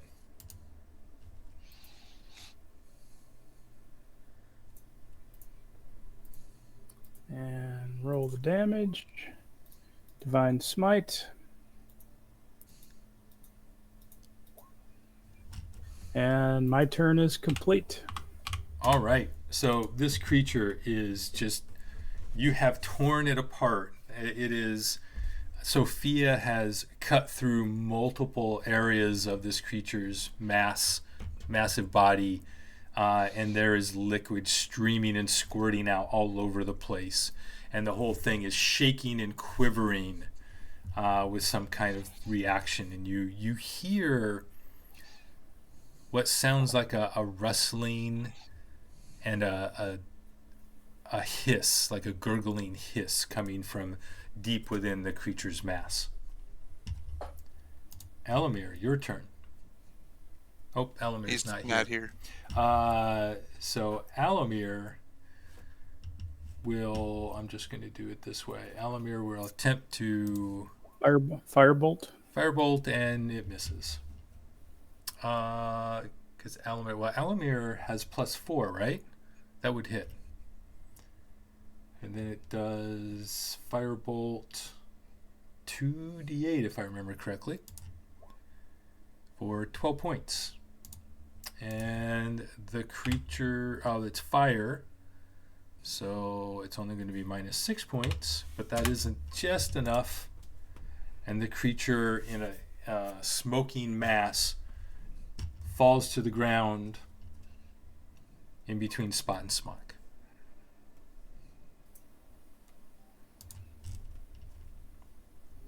All right.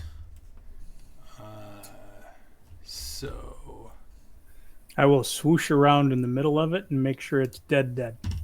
Okay.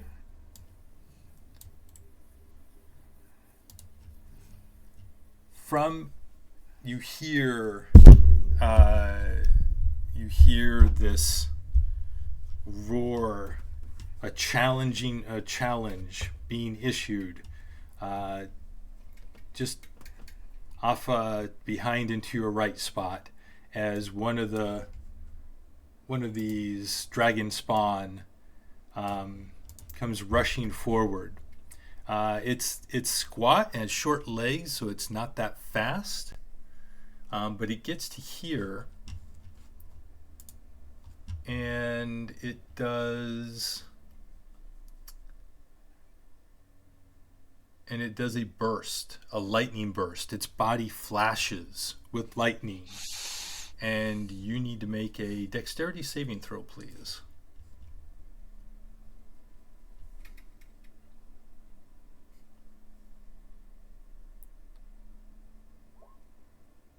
That makes it, so you are only going to take 9 points of damage, of lightning damage.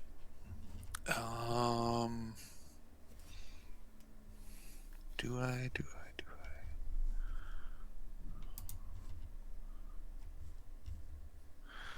Didn't my level up give me that? Hold on, just checking one thing. Yep. Evasion. I got evasion at level 7, so I take no damage. Yep, absolutely. So you dodge out of the way. Okay. Jinx. One of the creatures comes bursting up at your feet. Roll 2d10 to see how high up you were able to get.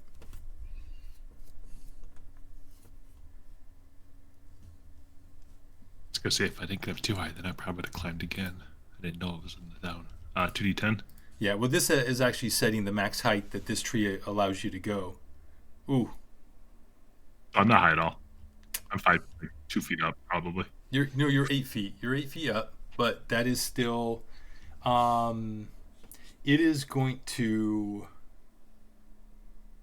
It could do an attack on you, but it's kind of tough. But so it's going to instead. It's simply going to use its lightning burst.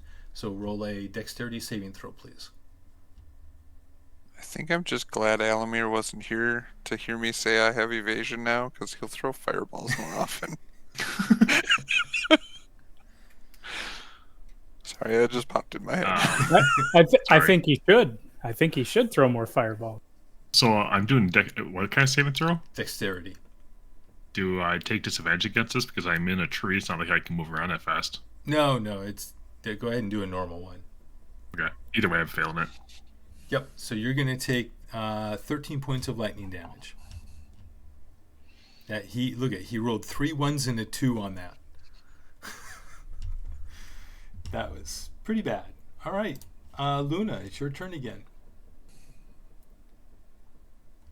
All right, these friends, they're making me run backwards and forth, ain't they? They are. Yep, I'm running back over here and attacking this one's hindquarters. Okay. Go for it.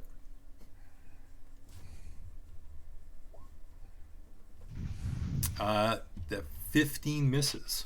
It does not break through the tough scales of this creature. Dumb question. I have advantage, right? Because he's one side, I'm the other.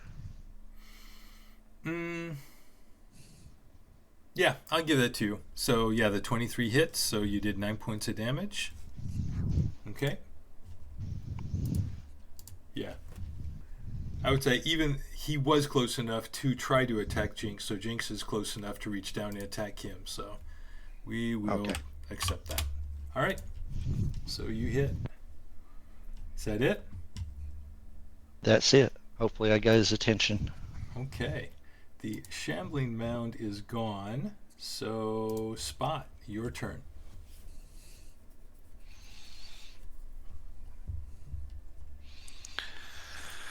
I will walk over to him and wallop on him until he's dead or I'm out of hits, I guess. Okay. I will use, as I walk over to him, I'm, focus my key and mutter a few words and my hands start glowing with a blue frostiness. So we'll go with frost damage. Okay. Where am I? Can I move around to the other side of him being on the wood? Okay. Yeah, absolutely. To give room for Spot to come up behind me if he wants to. Yep. Especially with your ring, you have no problems moving around.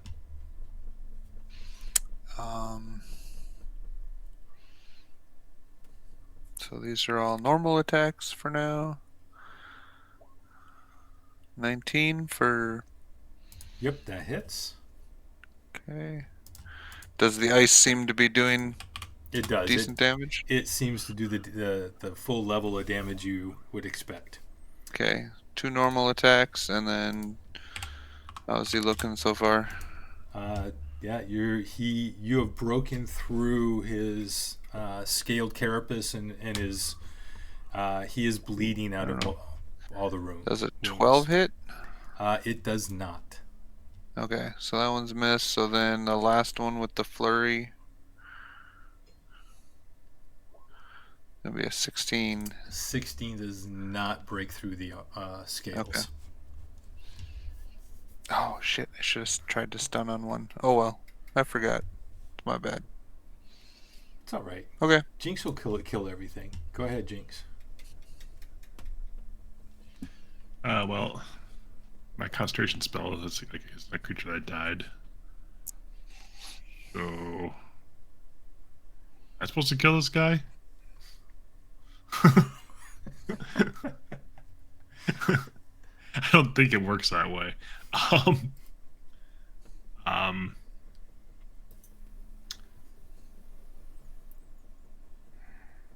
mean, I don't really have anything that's gonna like kill it. I really don't. I have nothing like that kind of stuff. I will just pokey poke it. Okay. You reach down and strike at it. And you miss. Yep. Okay. Oh wait, I have advantage. You do have advantage. Yes, you do. Not that that should matter. Probably it's probably gonna matter that much. It doesn't. See. Nope. All right. I wasn't gonna use a spell on it because somebody would just kill it right away if I have a concentration spell on it. So. Hef assesses the battlefield real quick. He will go ahead and do a regular arrow attack on the one on Spot.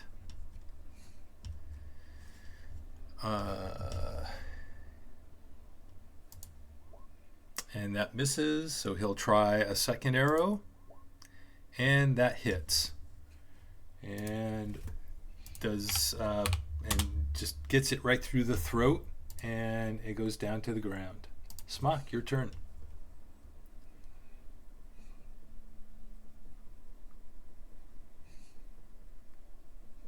That was probably not the best thing. Probably could have left that one for Smock. Oh, but Smock has haste on him. Double move. Yep.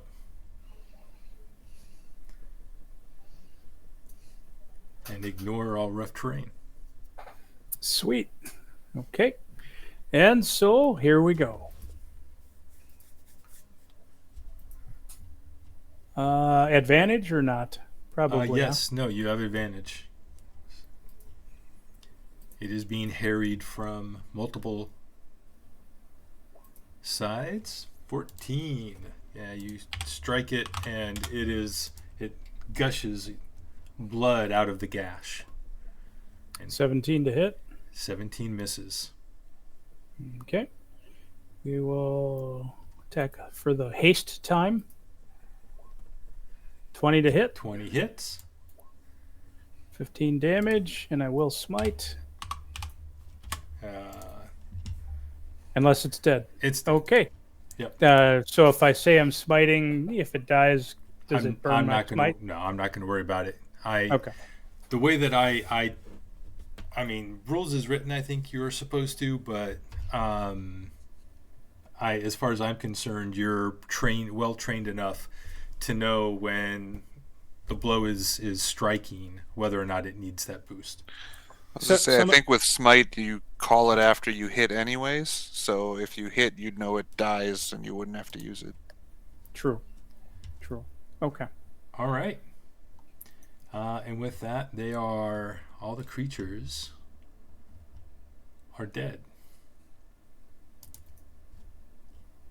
Anything you'd like to check about these creatures and such in the area before you move on? If Luna wants to come back out of her form, I know she likes to go harvest things, so I'd sit down and meditate while they tinker around with them. I'll come out form and I'll go check stuff out to see if there's anything worth harvesting or finding or discovering. Maybe you can make a burst cloak out of them. Ha ha ha. All right. So Luna, what are you looking at? So these creatures have sharp claws. The scales, which are really nice, but you probably aren't going to harvest enough for anything other than, like pieces of armor and yeah, sure, jewelry, trinkets, stuff like that. It has the horn on its head is the one unique feature on it. Already ripped one off, right? Well, you'd rip the whole head off, but the horn itself has big teeth marks in it. Yep. I'll try to harvest what's unique, magical. I'm not gonna worry about the scales, but horns, and if I think like the front claws are worthy, I will. If not, I won't. Okay. Go ahead and just make a survival roll. That's fine.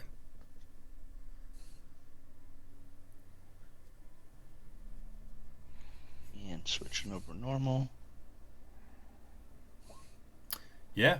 You're able to get some claws and teeth if you want them, and the horn. And with that roll, if you really want, there is a gland within the along the creature's spine on its upper back that is what produces the electricity. Definitely try that and see. I mean, you pull it out and there's a little. It's like has static electricity. It's what creates it, and it's a pretty large gland too. Okay. Cool.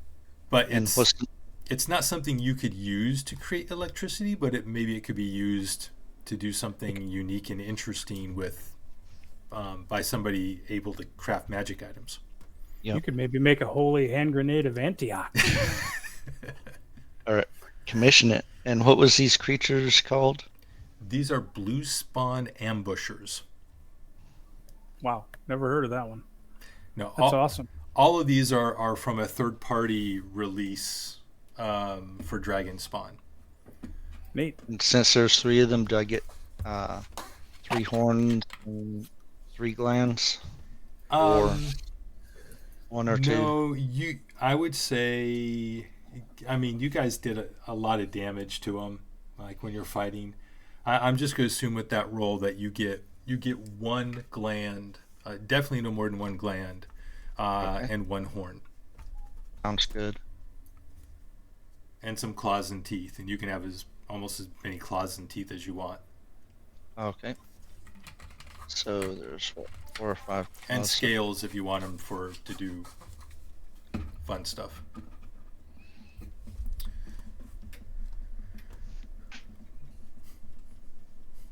Okay. All right. Back on the road. So, you're back traveling in the mirror. And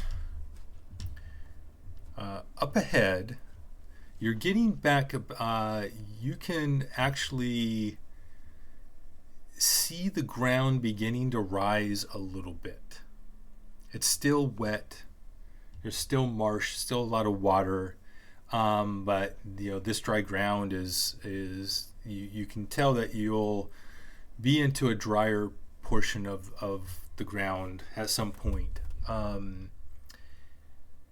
If I remember right from people's past roles, Alamir is the one who knew the most about the castle and the castle's history, and would know that the castle was built upon a hill, so the rising ground means that you're very likely approaching the castle. And actually, and the ravens can fly up and they can see the castle about 4.5, 5 miles ahead of you. So you're close. But up ahead, you see an encampment. It's a dry, mostly dry piece of ground, and in it there are there is like a river of water that is part of the river that you recognize, Luna, as being what you were kind of following when you were on the path from the building. What the heck is it called? The roadhouse. Okay. So I this. pointed out, mention it to them. Yep. There's 4 wicker lean-tos and a stone platform that sits above the soggy ground. And you see 3 dugout canoes drawn up near one of the lean-tos. And then it on the other side, it gets back to moss-covered trees, fallen logs, reeds, etc. And a lot of the thick, still black water. So you get to this camp, and the camp seems to be empty. And actually, we'll say there's 4 lean-tos, because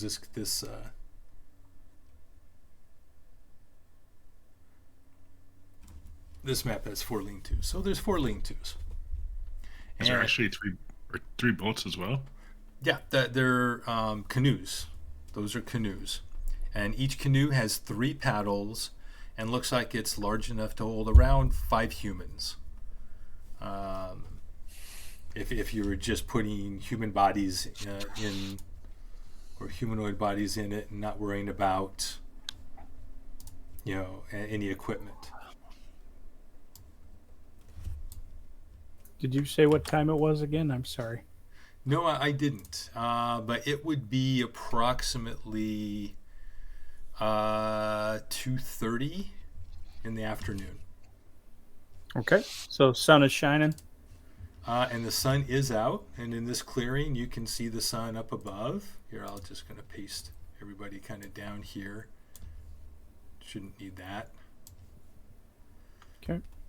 So, yep. And Mox goes and kind of sits up on one of the lean-tos, preening his feathers.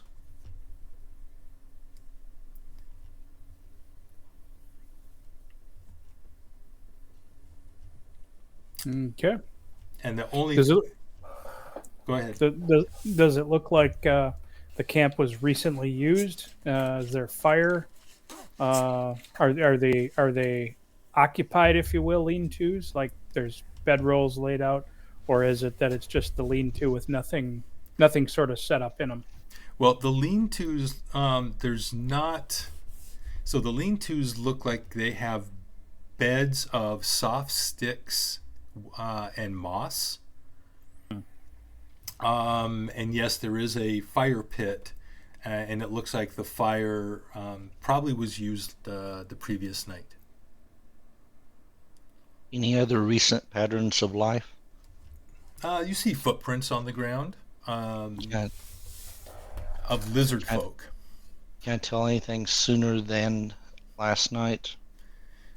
You can tell that a group of lizard folk there was probably just 4 of them used this camp to sleep last night and left first thing in the morning. You can also tell that they looks like they would have taken off by foot in the direction of the castle,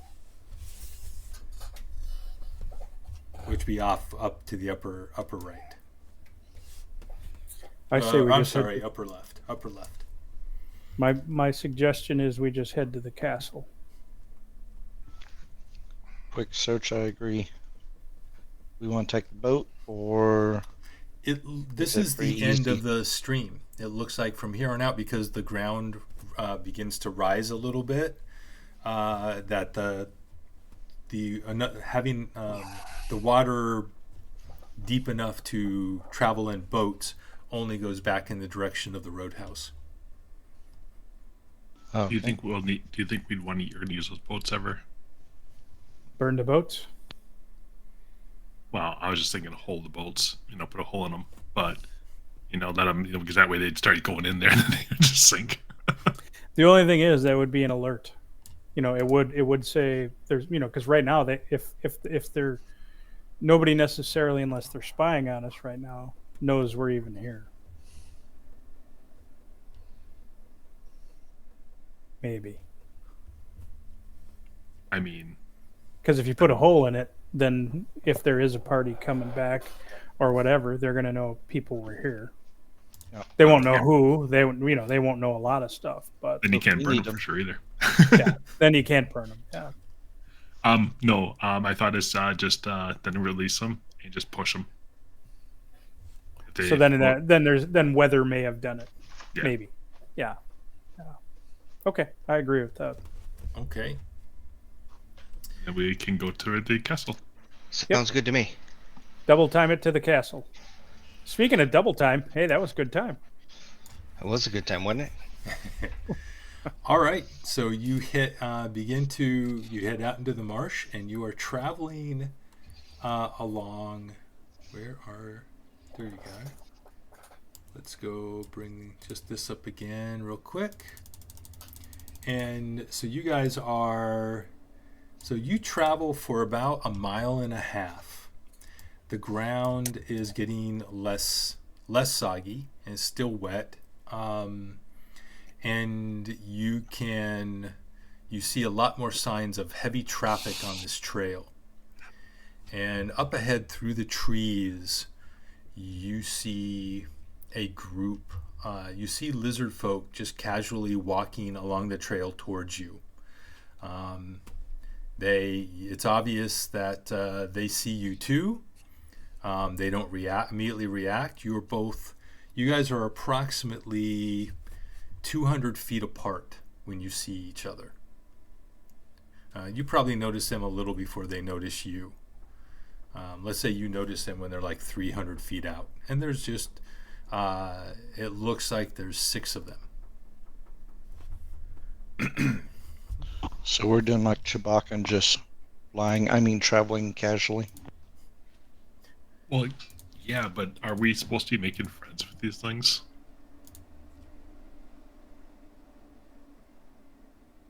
If they attack, we attack. If they don't attack and they say hi, we say hi.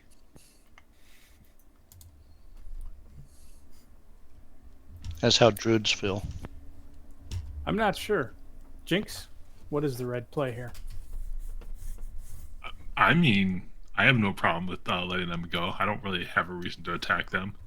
I'm remembering that there was a note that we were given. We're kind of bantering, obviously, as they're walking, but I remember we had that note. We were supposed to try to make them our ally. Question mark? Question mark? I see on your face. Yeah, I don't remember that, but okay. Just to remind everybody, there was a note. There was the note that Garvin the Blue dropped. Galvin the Blue dropped a note that said that the lizard folk. What did it say exactly? Lizard folk can be your friends, or can help you. Yeah, something like that. I don't remember. I said I probably don't. I don't remember all the details of it. Spot's when I picked up the note. Completed. I think that was back in chapter 4. Player handouts. That was off the top of the roof, wasn't it? It was. Yes. Yeah. So I picked it up technically, and I gave it to Alamir, I think. And then it disintegrated. And I do not see it up there, which means maybe it went into general handouts. I honestly don't see it. Oh, wait, I know where it is, guys. I know exactly where it is. It is in Locations, Waterdeep. And it is... Good memory there. Or maybe it's not. You know what? I don't know where it is.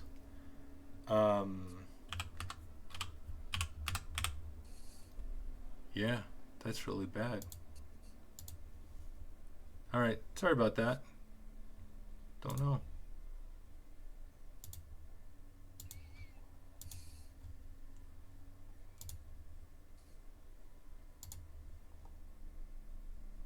Yeah. All right, but it basically, it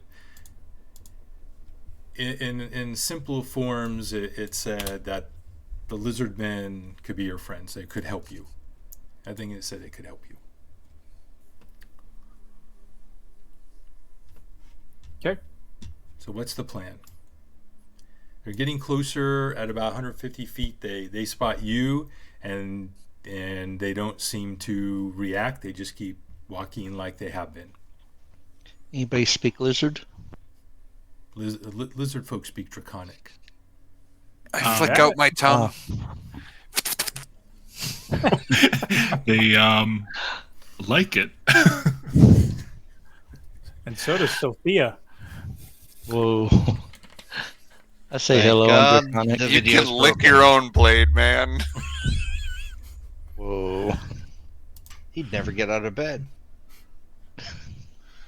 You think he does now? Well, So leading this group, you see this one bright green lizard folk. Same, basically, spiked, a large war club, spiked shield, with some hide armor, but it looks better and nicer than the rest of theirs. This is what he looks like. I do a Alamir draconic. doesn't trust the lizardmen. I do a draconic greeting, just basically saying good midday and how was your hunt? Something, just small chat. You see the other lizard folk kind of spread out and grab their weapons, and this one puts its hand up and gives a motion, a calm motion, and it says,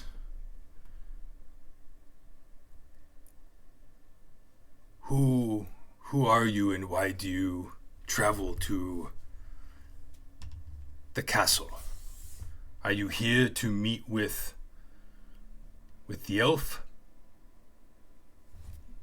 Or perhaps with the half-dragon? I turn back, look at the others with a question of what do we want to tell them on my face.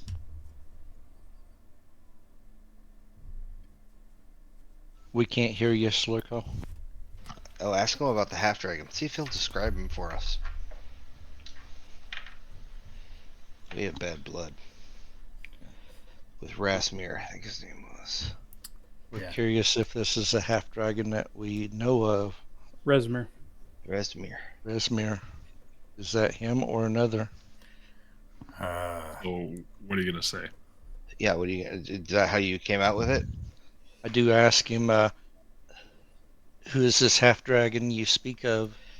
Is it one such as Resmir or others? See if I can get the voice better. Yes.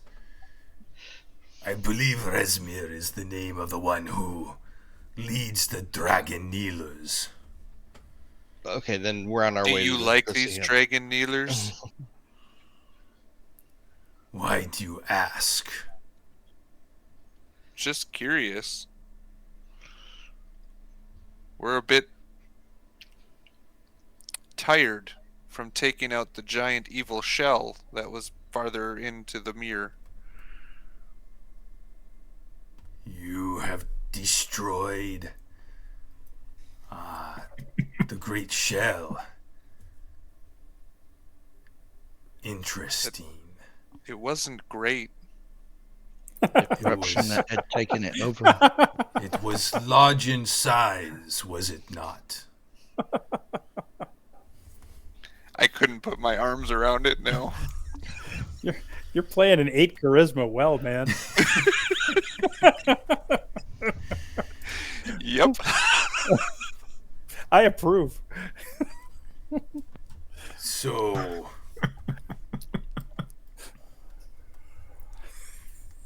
the two lizard folk behind this, the one who's talking to you, are like saying, "Enough!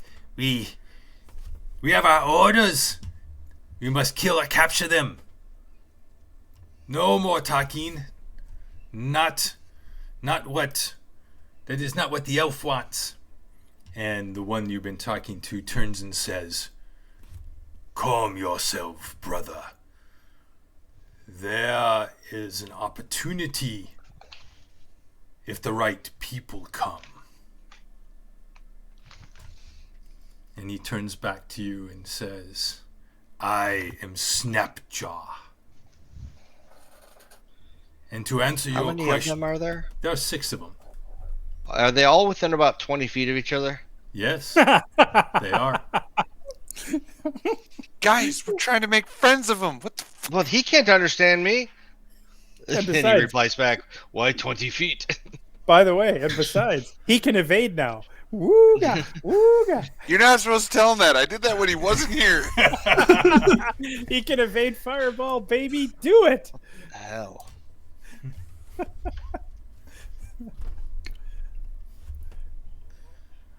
you could see me shaking my head right now. Oh, If only we could. we had a possibility for them to be our partners and our friends or helping us. Yeah, that's why I was telling him We we were never impressive by make killing friends. a turtle, the giant evil thing, Except for and half. a druid, and you guys Okay, so weren't. fireball's cast. You- Are you- no, he are you didn't. Yeah, Oh, if he he's did it. casting it, it's He done. did not So. say. Oh he did yeah, not yeah, say he that. cast Yeah, it. he did it. All Oh, he right. did. Okay. You know what I noticed? He's really come out of his shell since he got Fireball. It's pretty fun to watch. Hey, I even flexed. I even stretched for this. Okay. Okay. I'm not going to roll for the other 5. Actually, let me see. Where are hit points? Yeah, you did 23. Yeah, I don't even have to roll for the 5 with them, even if they say they're dead. And you're able to just hit them. What's your DC? 14. You're good. Oh, I just saved. Okay, no damage. Wait, he would have done it so that I'm sure he would have laid it out so it only hit them. I would have thrown it over his head so it wouldn't hit him. All right, so He would have probably blown me up now that he knows I can dodge. let's see. Snapjaw. It's a deck save. It's going to be a little better than this. So he saves. Yeah, he's okay. So he takes 12. And he is hurt, Surprised. bleeding, and he looks around. He goes, "No, why would you?" Alamir looks at Hef. Apparently, we're the evil ones. And why would you do that? We would meant you no harm. We could help. We could help if you are. Are you? You said capture us or kill us? Are you with the Dragon Kneelers? You are with them? Are you here to deliver treasure? We are not with the Dragon Kneelers. In fact, we're a representative group of We're really Bahamut, good and we're people. here. Which is and Dragon we're- Kneelers. And not exactly. It's exactly the opposite of going for Tiamat. It's the opposite of Tiamat. A dragon. You kneel to it. And I am speaking in Draconic. Yes. I know not this Bahamut, but Oh, well, he doesn't know Bahamut. He's got to go. and he It's a I mean, dragon. He kneels to it. he's very confused, but he says, "My people have been relegated to servitude by the dragon. They were Kneelers." probably required, not dumpos. I just shake my head at Elamir and I walk away. And There's 2 of us shaking our head And at Alamir right now. Snapjaw Alignment is on turned his to evil. is on his knees, holding his war club like a staff, breathing heavily. I can't heal him. If anybody can heal him, I would say heal him. But I go see heal. you care not for I can that. heal If you must, then finish me now. No, I would heal him. Well, I walk up and I touch him for 10 hit points. Touch this. Dun, dun, Which dun, dun. gives him back most of the health, and so he is. Yeah, it was only 12 off. Yeah, he's no longer. Actually, it was 11, so half would be 11. Oh, round down. Yeah, round down. So he's like, get a good berry that gives him 1 hit point. Yeah. "Thank you, guys." And he stands back up. He says, That one has an itchy trigger finger. Why attack and then help me?" We're a bit Tell him- confused. Because he's going to help us get in. There you go. Not killed and not captured. We figured if your people had itchy trigger fingers, better to get rid of the finger. I could control them. Given time, they listen to me, and they are as unhappy as me, just afraid to fight back by ourselves. We So are you not. want me to cast Raise Dead? So I walk back to him and I apologize for my friend who Just crisp it. comes from a higher class of people than the rest of us who understand where you come from. And but I say this might give an opportunity for you to say that you captured us and we can go in under disguise that you lost your others, but were able to finally take the rest of us out and tie us up before we came back to, and then bring us in. I like it. I One like or it two too. I may, like the ring of free action. Now you see me, now you don't. Now you see me, now you don't. Now you see me. one now you of don't. us may be invisible by somebody else in wild form too. Excellent. If I bring you in, there are times when we transport others of the dragon kneelers into the castle. You look no different to us, nor will you look any different to the bullywugs. Most will probably think you are part of their group, unless you are known to them. We're known to at least one. The dragon. I see. He keeps to And- himself deep inside the castle. I never see him outside or in the first floors. That's good.